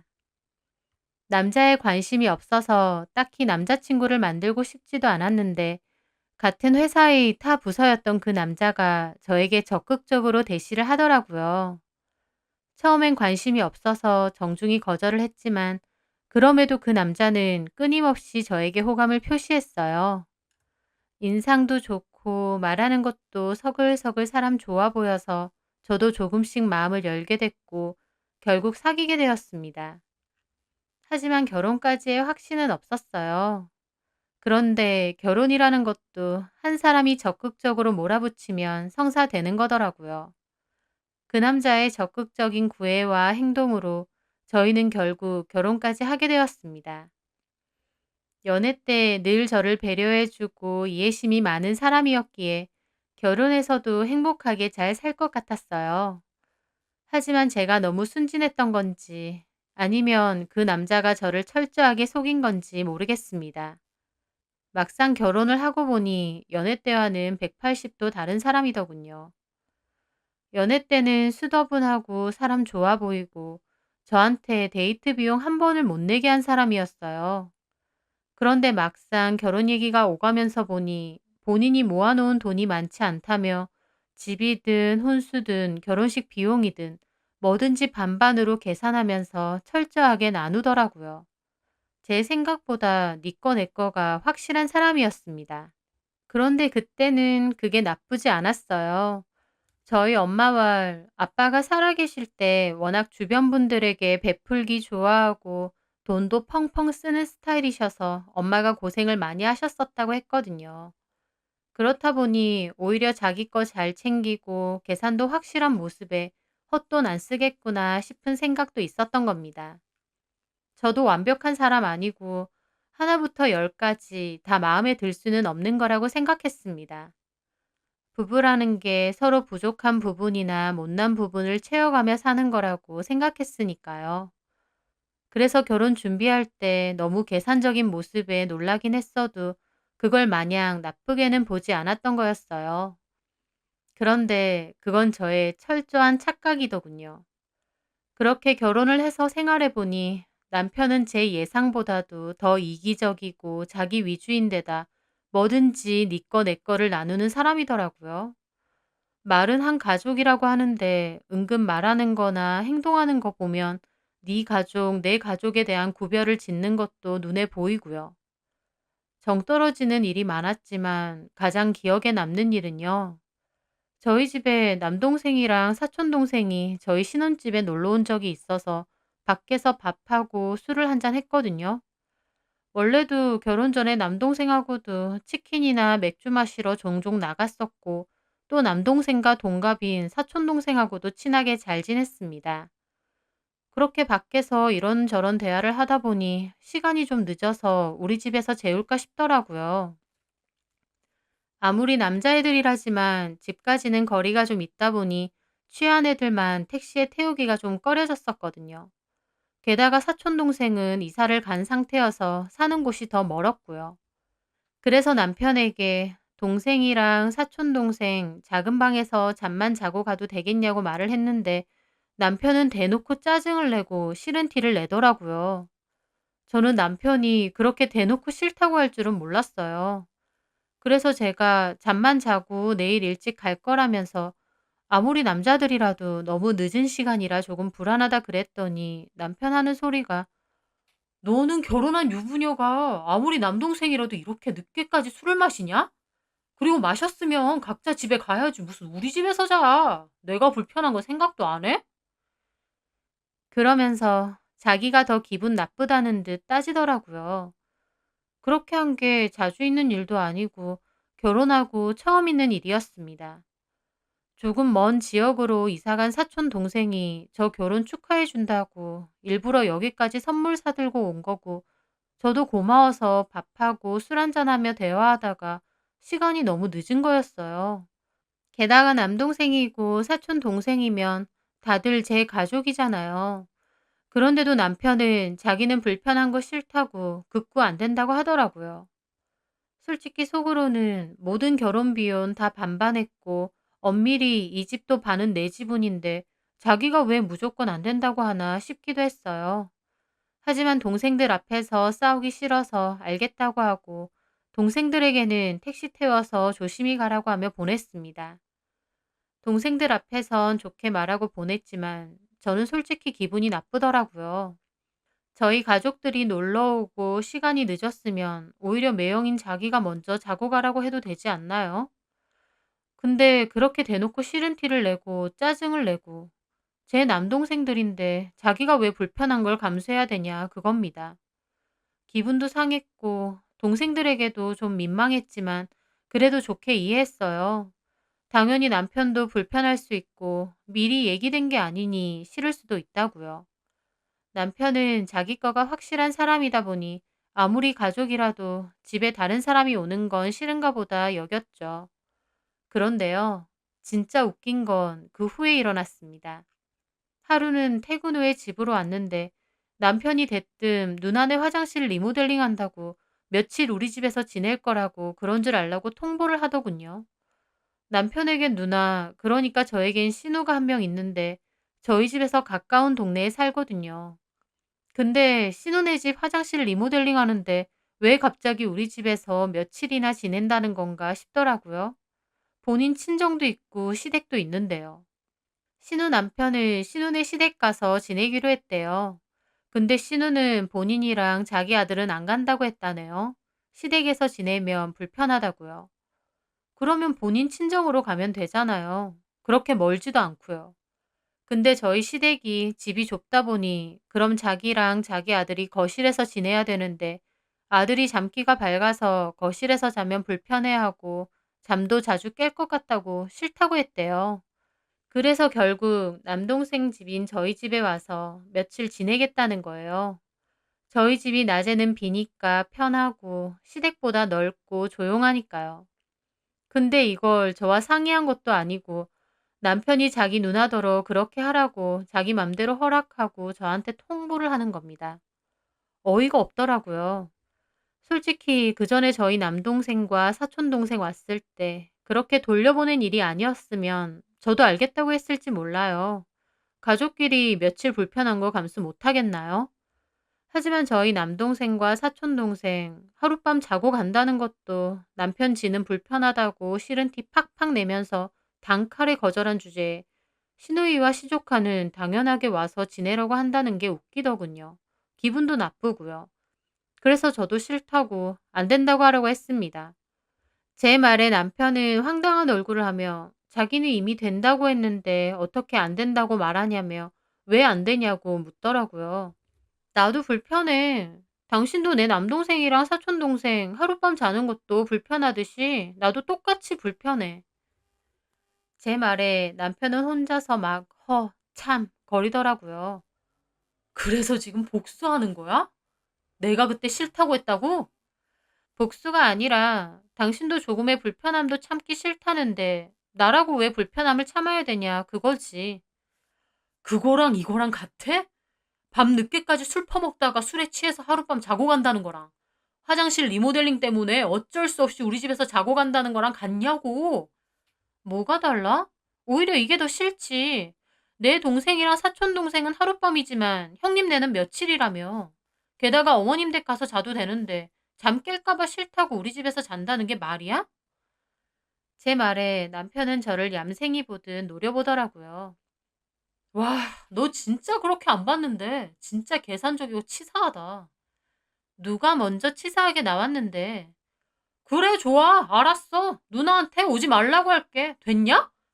남편은 자기가 더 씩씩거리며 혼잣말로 서운하다 어쩌다 하더라고요. 그게 무슨 내로남불인가요? 본인은 되고 저는 안 되나요? 그리고 누가 먼저 치사하게 굴었는데요. 저는 그러든지 말든지 그냥 냅뒀습니다. 그런데 살다 보니 이런 일이 한두 개가 아니었어요. 남편은 계산적으로 보이면서도 은근 본인한테만 더 유리하게 뭐든지 하려고 하더라고요. 그런 걸 매번 겪은 저는 오히려 저도 손해보지 않으려고 엄청 치사하게 변해갔습니다. 그런 제가 싫어지더라고요. 저는 그냥 부부니까 서로 양보하고 이해하고 이렇게 살았으면 하는데 남편이 죽자구나 자기는 손해 안 보려고 하고 자기 목만 챙기는 게 보이니까 저도 덩달아 그렇게 변해가는 게요. 이거 안 겪어본 사람은 모릅니다. 게다가 결혼까지 해놓고 네 가족, 내 가족 나누는 거 보면 정말 정이 뚝뚝 떨어지거든요. 연애 때 그렇게 저를 배려해주고 위해주던 그 남자는 온데간도 없고 하나부터 열까지 자기 가족, 그러니까 시댁만 위하고 우리 집하고는 마치 남인 양 선을 긋더라고요. 그맘때 저도 결혼에 대해서 회의감이 들었습니다. 연애를 길게 했어야 했나, 결혼을 좀 더 신중하게 결정했어야 했나 하면서요. 그렇게 이런저런 고민을 하던 때였습니다. 저에게는 하늘이 무너진 것처럼 엄청난 일이 생겼습니다. 세상을 살아가면서 그토록 힘든 일은 다시는 없을 것 같아요. 바로 엄마가 급성 심근경색으로 돌아가시게 된 거였어요. 건강하셨던 분인데 갑자기 하루아침에 돌아가시게 되니 세상이 무너져 내린 것 같은 기분이 뭔 줄 알겠더군요. 제가 지지하고 서 있는 땅이 통째로 부서져서 사라지고 저는 우주에 홀로 남겨진 기분이었습니다. 슬프다는 말로도 부족할 정도로 괴롭고 죽을 것만큼 힘든 시간들이었어요. 엄마가 갑자기 돌아가셨다는 사실을 받아들이는 것조차도 너무 힘들고 괴로운데 장례는 치러야 하니 해야 할 일도 많더군요. 겨우 빈소를 마련했지만 영정사진으로 엄마의 모습을 보니 가슴이 찢어질 듯 아팠습니다. 그렇게 장을 치르는 3일 내내 제대로 먹지도 못하고 펑펑 울었습니다.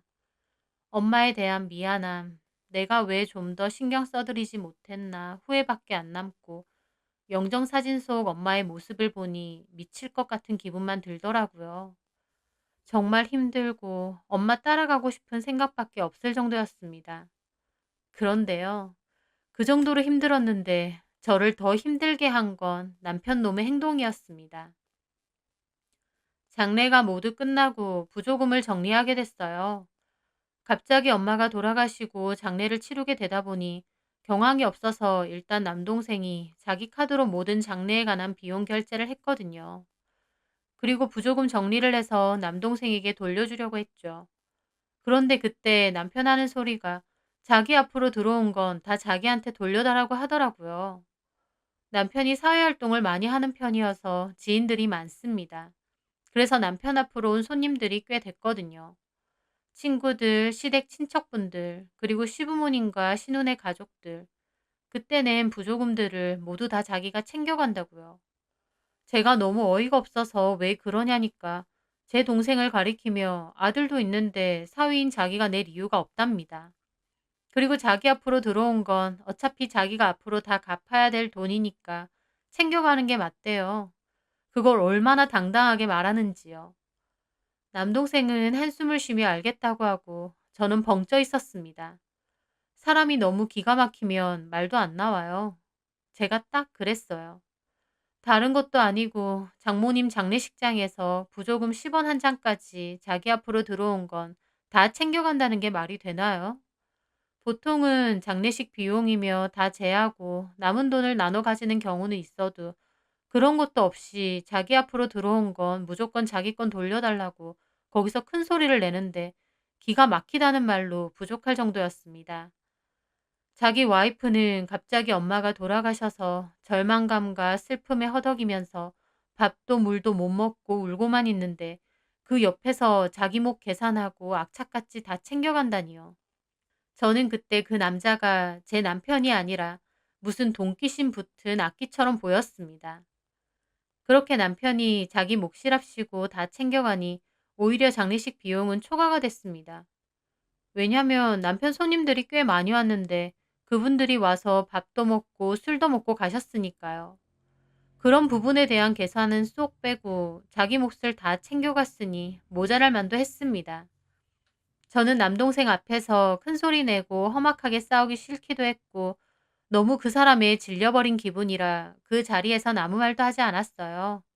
그리고 집에 와서 남편에게 따졌더니 지 앞으로 들어온 지 돈 가지고 왜 그러냐고 하더라고요. 저는 내가 이런 사람하고 결혼을 했구나 싶어서 눈물만 나고 엄마 돌아가신 게 아직도 실감이 안 나고 힘든데 남편까지 이러니 진짜 살기 싫더라고요. 기운도 없고 더 이상 말하기도 싫어서 그대로 무시하고 더 이상 말 한마디 섞지 않았습니다. 남편은 처음엔 저한테 말을 걸면서 없던 일처럼 굴더니 제가 아예 투명인간처럼 대하니까 자기도 저를 그렇게 대하더라고요. 그렇게 서로 집만 공유하지 남남처럼 살면서 엄마 돌아가시고 2달 가까이 됐을 무렵이었어요. 남편이 친구와 통화를 하며 차를 바꿀 거라고 그러더라고요. 저랑은 그때까지도 거의 말 안 하고 지냈는데 갑자기 차를 바꾸네 어쩌네 하면서 통화하는 소리를 듣고 의심쩍어서 제가 먼저 물었죠. 무슨 돈이 있어서 차를 바꾸냐고요. 그랬더니 남편 하는 소리가 뭔 줄 아세요? 지금 차 팔고 모자라는 돈은 그때 장모님 장례 치르고 들어온 돈 있잖아. 정말 아무렇지 않게 그렇게 말하더라고요. 저는 그 소리를 듣는데 정말 온몸이 뻣뻣하게 굳어왔어요. 너무 충격을 받으니 아무 생각도 안 났습니다. 저희 엄마 돌아가시고 부조금 받은 거, 자기 몫이라고 장례 끝나자마자 악착같이 챙겨갔던 그 돈, 그걸로 차 바꾸는데 보태겠다네요. 저는 남편의 뻔뻔한 낯짝을 보는데 속에서 용암 같은 화가 치솟더라고요. 그래서 그 자리에서 남편 싸대기를 날렸습니다. 얼마나 세게 때린 건지 남편은 휘청거리며 바닥에 주저앉을 정도였어요. 갑자기 저에게 따기를 맞은 남편은 벌떡 일어나서 미쳤냐고 소리를 지르더라고요. 너 사람 새끼야? 우리 엄마 가지고 장사하냐? 장례 비용 한 푼도 못 내겠다고 네 앞으로 들어온 돈 싹 걷어가더니 그걸로 차를 바꾼다고? 우리 엄마 돌아가신 지 이제 2달 됐어. 나는 아직도 안 믿기고 엄마 생각만 하면 미치고 팔짝 뛰겠는데 너는 내 앞에서 장례 비용 받은 걸로 차를 바꾸겠다고? 네가 사람이야? 저는 정말 미친 듯이 화를 내며 자리에서 방방 뛰었습니다. 얼마나 화가 나고 미칠 것 같은지요. 그런데 남편은 도리어 내 앞으로 들어온 내 돈이야. 나 때문에 거기까지 찾아와서 준 돈이고 내가 앞으로 갚아야 될 돈이고 내가 내 돈으로 차 바꾼다는데 그게 뭐라고 이 난리야? 네 말은 장모님 돌아가셨으니 내 앞으로 들어온 돈도 다 내놔라 그거야? 오히려 네가 장모님 가지고 장사하는 거 아니냐고. 엄마 가지고 장사하는 게 저래요. 왜 자기 돈 쓰는 거 가지고 난리냐고 핏대 세우고 난리치는데 저는 그 순간 피가 차갑게 식는다는 느낌이 들었습니다. 아, 이 인간은 고쳤을 인간이 아니다. 무조건 이혼이다. 절대 같이 못 살겠다라고요. 저는 더 이상 대꾸 않고 그대로 방으로 들어갔고 남편은 씩씩거리며 밖으로 나가더라고요. 그날부터 마음을 먹은 저는 그대로 이혼을 준비하려고 했습니다.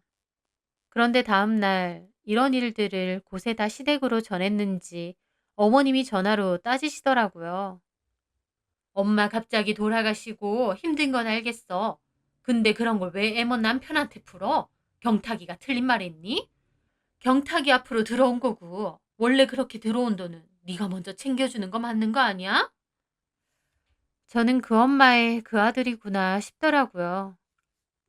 어머님, 경탁 씨가 왜 저 모양 저 꼴인가 했더니 어머님 닮았네요. 뭐? 지 밖에 모르고 이기적이고 계산적이고 남의 감정은 헤아릴 줄도 모르고 그런 거 다 어머님하고 똑같네요. 무슨 사이코패스도 아니고 엄마 돌아가시고 힘든 아내한테 지 몫이라고 아득바득 돈 달라고 챙겨가는 거 저게 정상인가요? 그리고요, 그렇게 제대로 따질 거면 경탁 씨 앞으로 온 사람들이 장례식장에서 먹고 마신 거 그건 왜 똑바로 계산 안 한대요? 제 동생이 그거 다 계산했어요. 그렇게 네 돈 내 돈 따질 거면 그런 것도 똑같이 내놓으세요. 어이구 치사하다. 그래 그거 계산해서 얼마 나는지 말해라. 보내줄 테니. 네. 말 안 하셔도 그렇게 하려고요. 그리고 어머님 아들도 도로 데리고 가세요. 저 저런 남자랑 하루도 더 같이 못 살겠어요. 이혼이라도 하겠다는 거야? 당연하죠. 어머님 같으면 어머님 아들 같은 남자랑 사시겠어요? 저는 소름 끼쳐서 하루도 못 살겠거든요. 그리고요, 어머님. 다음에 어머님, 아버님 돌아가시면 그때 볼만 하겠네요. 저희는 부모 돌아가신 것보다 부조금 얼마 들어왔는지 그거 먼저 신경 쓰고 챙길 인간이니까요. 아들 참 잘 키우셨어요. 저는 그렇게 말하고 전화를 끊었습니다. 어떻게 하나같이 비정상들만 모였는지 너무 당당하다 보니 오히려 내가 잘못됐나 싶을 정도였으니까요. 남편은 그 이후로 집에 며칠 동안 오지 않았어요. 저는 장례식 때 남편 앞으로 온 손님들로 밥과 술값을 대략 계산해서 남편에게 보냈습니다. 그리고 이혼 서류에 도장 찍어야 되니 들어오라고 했습니다. 남편도 저처럼 기세고 시어머니에게도 악착같이 따지는 무서운 여자랑은 더 이상 못 살겠다고 이혼하겠다 하더라고요. 그렇게 합의 이혼하고 애초에 반반 나눠서 결혼한 거라 집이며 혼수며 철저히 계산해서 나눴습니다. 처음에는 어디서 저런 사이코패스 같은 놈이랑 결혼을 했나, 내가 남자 보는 눈이 그렇게 없나 우울하더라고요. 그냥 엄마랑 둘이 살 걸. 그랬으면 내가 엄마를 좀 더 살폈을 거고 그런 허무한 죽음은 없었을지 모르는데 하는 죄책감도 함께 오고요. 그때 마음이 정말 정말 힘들었습니다. 엄마 돌아가신 것도 너무 힘든데 제 편이 되어주고 든든하게 저를 보듬어줄 남편이 오히려 제 속을 더 헤집어 놨으니까요. 한동안은 참 많이 힘들었지만 시간이 좀 더 지나고 생각을 다듬어 보니 오히려 엄마가 돌아가시기 전에 마지막으로 저를 도와주신 게 아닌가 싶은 생각이 들었습니다. 저렇게 지 돈, 내 돈 악착같이 가르면서 저와 저희 가족들에게 들어가는 돈을 10원 한 장도 아까워서 파들파들 거리는 놈. 결국 같이 살면 저를 더 피마르게 하고 힘들게 할 게 뻔하니까요. 차라리 이렇게 빨리 끝을 내는 게 오히려 나중을 생각하면 잘한 것 같더라고요. 괜히 악이라도 생기면 더 갈라서기 힘들어지고 저만 죽어라 참고 속 터지면서 살아야 했을 테니까요. 저는 이혼 준비할 때 더 좋은 회사로 이직도 했습니다. 전 남편하고 같은 회사 다니기도 싫고 다른 사람들이 수군거리는 것도 듣기 싫었는데 마침 좋은 자리가 있어서 지원을 했다가 운 좋게 옮기게 되었어요. 전 회사보다 연봉도 낮고 복지도 좋아서 지금도 잘 다니고 있습니다. 그런데 전 회사 동료에게 들으니 전 남편 놈은 저랑 이혼한 지 얼마 지나지 않아서 새로 들어온 신입 여직원에게 찝쩍거렸다네요. 그런데 그 여직원이 질색팔색 하는 데다 회사에서도 이혼한 지 얼마나 됐다고 저러냐고 소문이 나서 개망신 제대로 당하고 쭈구리처럼 지낸다고 하더라고요. 지 밖에 모르고 누군가를 진심으로 사랑하거나 배려할 줄도 모르는 놈이 여자는 좋아해서 저렇게 끊임없이 찝쩍거리고 다니는구나 싶었습니다. 아무리 생각해도 정말 이혼한 건 잘했다 생각하면서요. 저는 그 후에 제일 열심히 하며 잘 살고 있습니다. 가끔은 돌아가신 엄마가 너무 그립고 보고 싶어서 아직도 울 때도 많지만 그래도 엄마 생각해서 더욱 씩씩하게 살려고 합니다. 엄마가 시궁창에 빠질 뻔한 제 인생을 마지막으로 구해주셨으니 더 보란 듯이 행복하게 잘 사는 게 그 보답이라고 생각하거든요. 엄마가 구해준 새 삶, 후회 없이 더 열심히 살려고요. 제 사연 들어주셔서 감사합니다.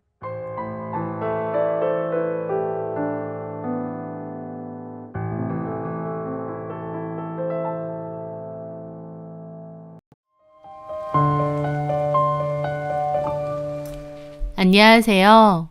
저는 언니도 있고 여동생도 있는 딸만 셋인 집의 둘째입니다. 저에게 언니와 동생은 단순한 형제자매 그 이상의 존재들입니다.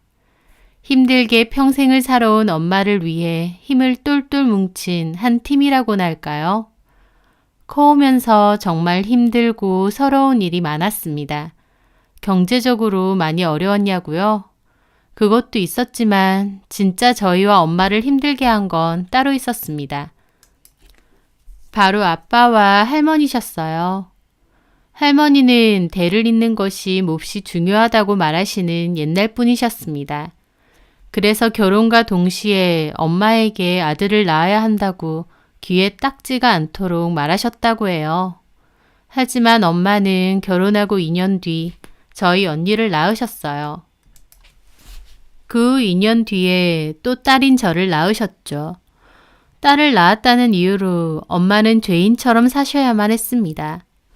아빠도 기집애들은 필요 없다는 말을 버릇처럼 하셨고 자식이라고 해도 딸이라는 이유로 저희를 이뻐하거나 귀여워하지도 않으셨어요. 저는 아빠랑 살았을 때에도 아빠에 대한 기억이나 추억이 별로 없을 정도입니다. 안 좋은 기억은 몇 가지 있지만요. 어쨌든 저를 낳고 또다시 딸인 걸 알고 엄마도 많이 우셨다고 했어요. 할머니와 아빠뿐만 아니라 가끔 오는 고모나 작은아빠도 엄마에게 구박을 잘했죠. 한 번은 할머니가 이렇게도 말하셨어요.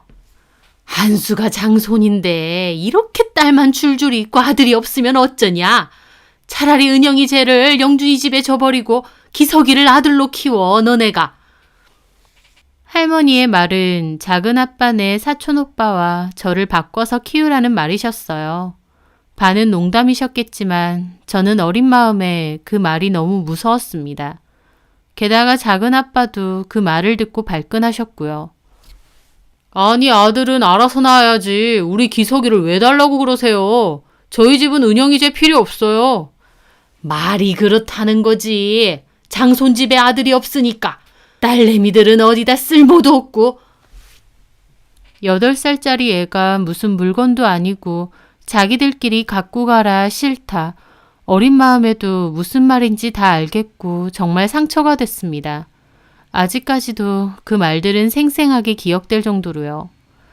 그 후 엄마는 다시 임신을 하셨어요. 제발 아들이어야 된다고 바라셨지만 결국 다시 딸인 제 여동생 은수가 태어났어요. 엄마도 절망하셨고 할머니와 아빠의 구박은 더욱 심해지셨습니다. 엄마가 갓난아기인 동생을 안고 펑펑 우시던 게 기억나네요.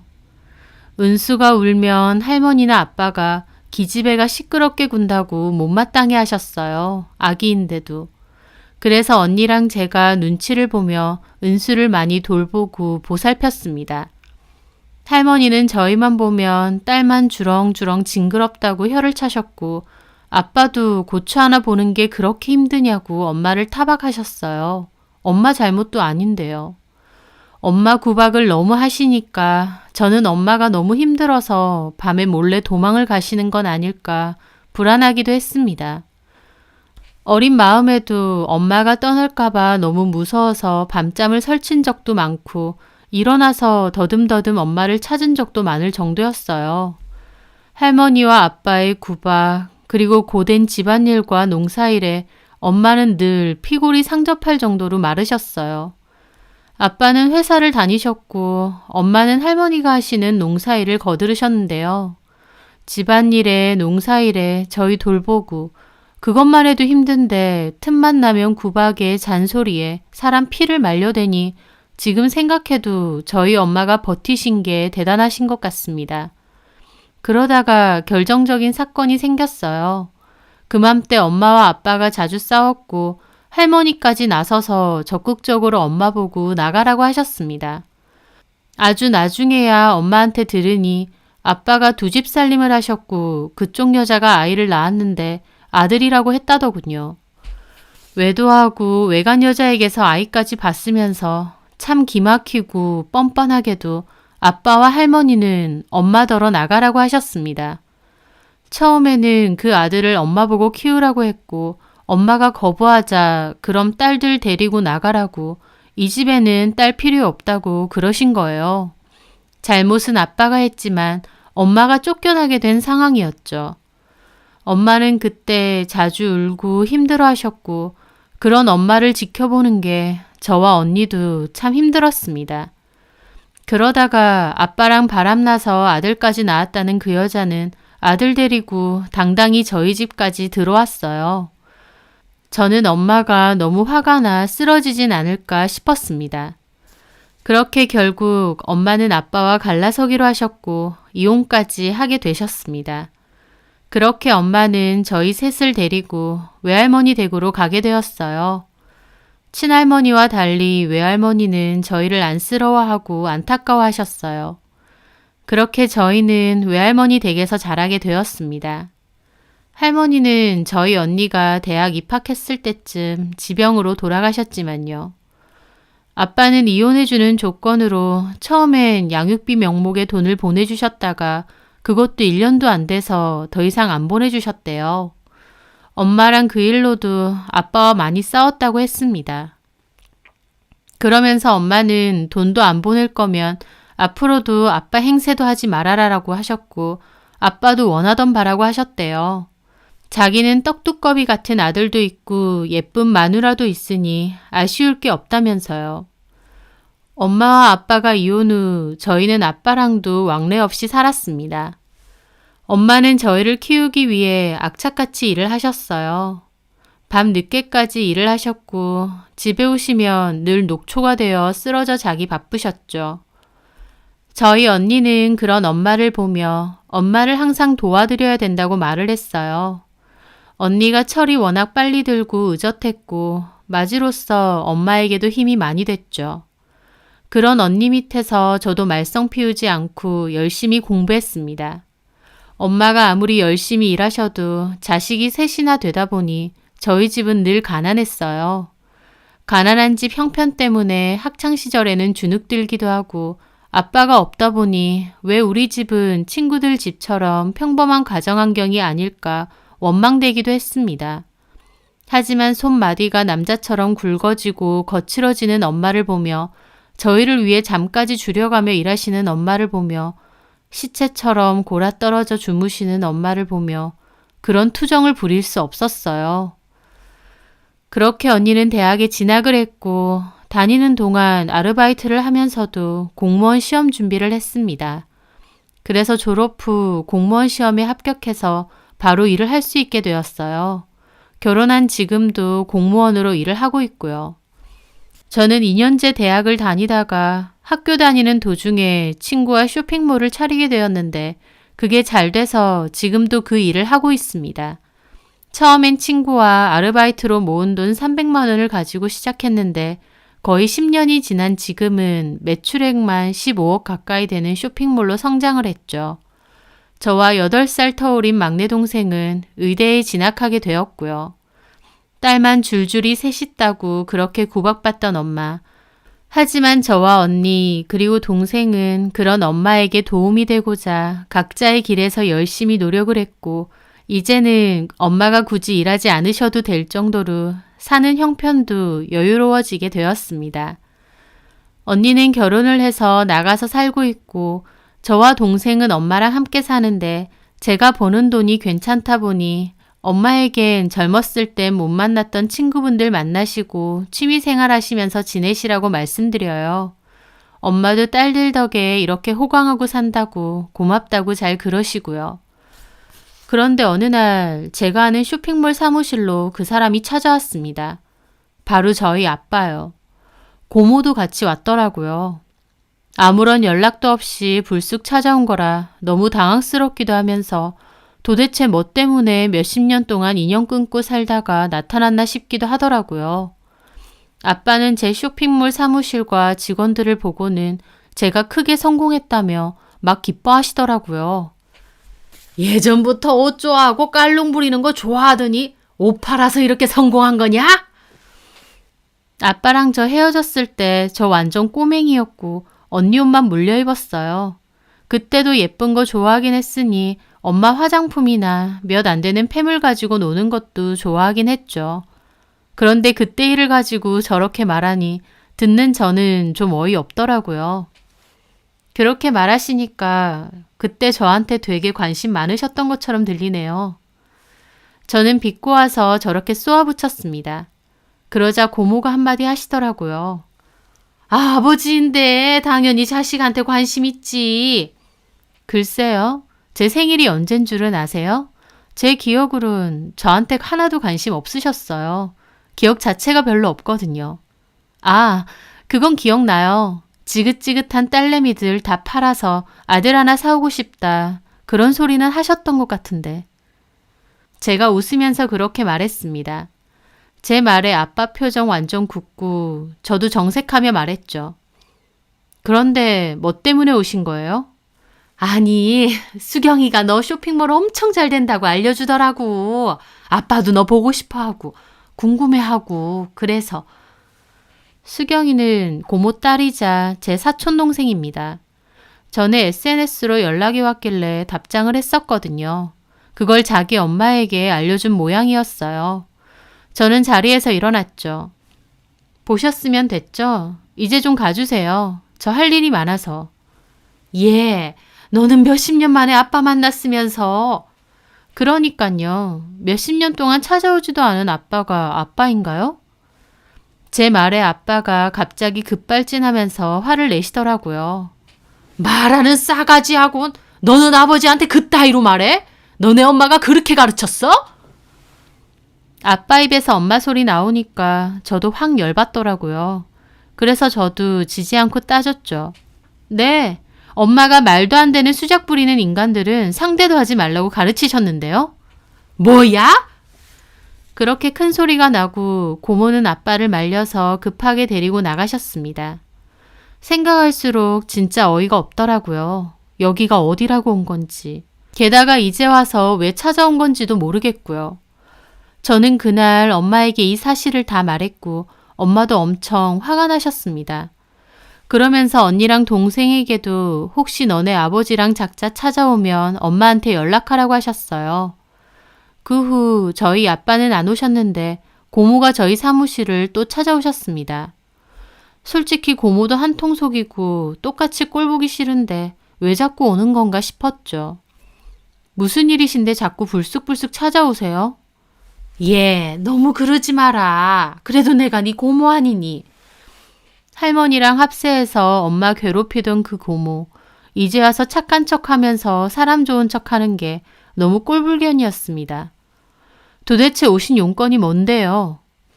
그러면서 고모 하는 소리는 더 어이가 없었습니다. 아빠 사정이 워낙 안 좋으니까 잘 사는 너네가 조금 도와주면 안 되겠냐는 것이었죠.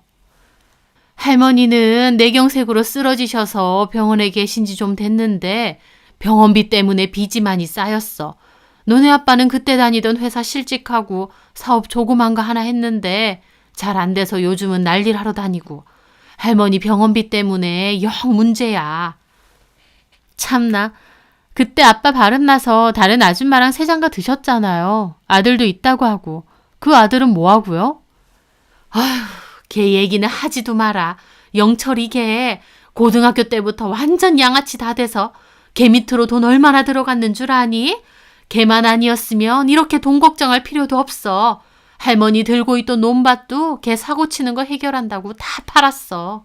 거기다가 얼마 전에 그나마 있던 돈까지 들고 날랐다. 그 엄마란 작자는 너네 아버지 사업 망했을 때 진작에 도망갔고. 참 듣고 보니 헛웃음만 나왔습니다. 아들 최고라며 엄마 맨몸으로 쫓아내고 저희는 거들떠보지도 않고 살았던 아빠와 할머니. 저희 쫓아내면서까지 얻은 그 잘난 아들은 야무지게 아빠와 할머니 등골 빼먹고 그 와이프라는 여자는 도망가고 대단하다 싶었습니다. 할머니나 너네 아빠나 생각 잘못한 거지. 너네가 이렇게 잘 될 줄 알았으면. 그 말에 저도 한마디 했습니다. 자식이 잘 되든 안 되든 품고 가야 되는 게 부모 아닌가요? 잘 되면 내 자식이고 못 되면 남의 자식이에요? 그런 뜻은 아니라 아빠도 후회를 많이 한다는 거지. 이제 와서요? 됐다고 하세요. 저희는 아빠 없이 잘 살았고 필요 없어요. 이제 와서 아쉬우니까 저희를 찾아요. 고모도 마찬가지예요. 엄마한테 구박하던 거 제가 잊은 줄 아세요? 다시는 찾아오지 마세요. 그렇게 저는 고모도 쫓아내 버렸습니다. 딸들은 다 필요 없다고 쫓아낼 땐 언제고 이제 와서 돈 없고 아쉽고 필요하니까 저희를 찾나요? 화도 나지만 참 서글프기도 하더라고요. 그런데 그 후에 아빠와 고모는 이번엔 동생 학교를 찾아간 겁니다. 동생은 저희 언니에게 급하게 전화를 했고요. 언니는 그 얘기를 엄마에게 전했어요. 엄마 화가 머리 끝까지 나서 그 길로 동생 학교에 찾아갔습니다. 저도 연락받고 급하게 갔고요. 동생 학교 식당 휴게실에서 동생과 아빠, 고모가 앉아 있는 겁니다. 저희 엄마 그리로 다가가셔서 아빠에게 여기서 시끄럽게 말고 나오라고 하셨어요. 그렇게 밖으로 나오게 되었습니다. 아빠는 저희를 보며 엄마에게 따지셨어요. 얘네가 누구 애들이야? 내 새끼들 아냐? 엄연히 나는 얘네 아빠야. 자식 새끼들 다 컸으면 나준 아빠한테도 보답을 좀 해야지. 은영이 저기 집에는 사업 그거 좀 잘 된다고 아버지랑 고모를 개무시해? 당신은 애 새끼들 교육을 어떻게 시킨 거야? 도리어 엄마더러 뭐라고 하는 겁니다.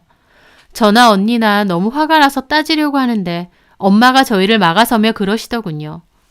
이봐요 이한수 씨. 당신 눈에는 내가 아직도 그 옛적의 김순정이로 보여? 당신이나 당신 엄마가 한통 속으로 몰아붙이고 따지면 찍소리도 못하고 가만히 있던 그때 그 김순정으로 보이냐고. 뭐야? 얘기 다 들었어. 아주 꼬라지가 혼자 보기 아깝다. 두 집 살림에서 그토록 원하던 아들까지 봤으면 잘 먹고 잘 살 것이지. 참 꼴도 좋다.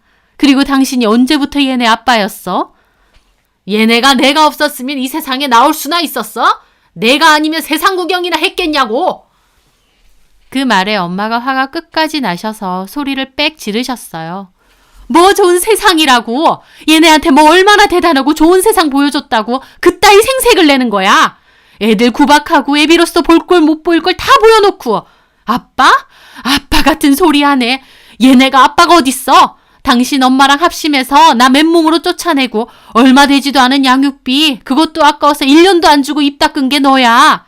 은진이 대학 등록금만이라도 보태달라고 자존심 구기고 부탁하는데 나는 돈도 없고 딸도 없다고 싹 무시한 게 너라고. 네가 네 입으로 딸 없다며. 그래놓고 이제 와서 아쉬우니까 딸들을 찾아? 에라이 썩을 인간아. 엄마가 정말 악에 받쳐서 소리를 지르셨어요. 주변에서 사람들 보든지 말든지요. 저나 언니, 동생도 그런 엄마가 창피한 게 아니라 눈물이 날 정도로 서글프더라고요. 엄마가 원래는 성격이 조용하시고 차분하신 성격이다 보니 아빠가 그때를 생각하고 완전 만만하게 본 모양인데 어림도 없었습니다. 엄마는 정말 죽일 듯이 악을 지르며 아빠에게 따졌고 아빠나 고모도 입만 떡 벌리고 아무 말도 못하더라고요. 다시는 내 딸들 찾아오지 마. 그리고 고모 너네 엄마 병원비 없으면 네가 나서서 돈을 벌던지 알아서 내. 어따 대고 구걸이야 구걸이. 한 번만 더 와봐. 그땐 내가 내 인생 걸고 너네들 다 요절내 줄 테니까. 애새 맨몸으로 키우면서 나 산전수전 다 겪었어. 내 새끼들 한 번만 더 찾아오고 건들기만 해보라고. 그렇게 엄마의 한풀이가 끝나고 언니가 조용히 말했어요. 저희 엄마 정말 힘들게 저희 키워주셨어요. 아버지가 저희 버린 거, 한 번도 찾지 않은 거 저희도 다 알고요. 아버지로서 자식들에 대한 최소한의 마음이라도 있으시다면 저희 다시는 찾아오지 마세요. 찾아온다고 얻으실 수 있는 것도 없고 전부 헛수고니까요. 이제 남남인데 뭐하러 서로 감정 상해야 되나요? 여태 그랬던 것처럼 앞으로도 안 보고 살았으면 합니다. 그럼 안녕히 가세요. 제가 보기로는 아빠는 엄마의 분풀이보다 언니의 조용한 말에 더 충격을 받으신 얼굴이었습니다. 당신은 우리에게 아버지가 아니다 라는 말을 전한 것이니까요. 그렇게 저희는 엄마를 모시고 자리를 떠났습니다. 그 후로 아빠는 더 이상 찾아오지 않으셨어요. 조금이나마 미안한 감정이 있으셨던 건지 아니면 언니 말대로 찾아와 봤자 헛수고라는 걸 알아서 그러셨던 건지는 모르겠네요. 어찌됐든 저희도 아빠를 다시는 볼 생각이 없습니다. 아빠에 대한 그리움이 아예 없이 살았다고 하면 거짓말이겠지만 지금 다시 아빠를 마주한다면 그건 엄마한테도 죄 짓는 거니까요. 언니와 저 그리고 여동생 저희의 인생은 엄마가 딸을 낳은 것이 잘못된 게 아니라는 것을 증명하기 위해 치열하게 살아왔던 것 같아요. 딸만 낳았다는 이유로 그토록 엄마를 구박하고 힘들게 하셨던 아버지와 할머니. 다른 사람을 힘들게 하고 상처 준 대가 지금 받고 계신다고 생각하고요. 저는 아무리 삶이 불공평해 보인다 할지라도 언젠가 모든 것은 되돌려 받는다고 믿습니다. 그게 시간이 오래 걸릴지라도요. 저희는 엄마가 최선을 다해 키워주신 만큼 그 사랑과 마음에 보답하며 앞으로도 엄마에게 잘하며 그렇게 살고 싶습니다. 완벽한 복수는 그 사람을 잊고 내 행복 찾아서 행복하게 잘 먹고 잘 사는 것이라고 생각해요. 그런 점에서 저희 엄마는 딸 낳아서 어디다 쓰냐고 엄마 구박하시던 할머니와 아빠에게 완벽한 복수를 했다고 생각합니다. 저희 엄마 그동안 많이 힘들고 고생하셨으니 이제라도 더 행복하게 저희들과 좋은 시간 많이 만드셨으면 해요. 또 그렇게 하기 위해 저희도 노력할 거고요. 제 사연 들어주셔서 감사합니다.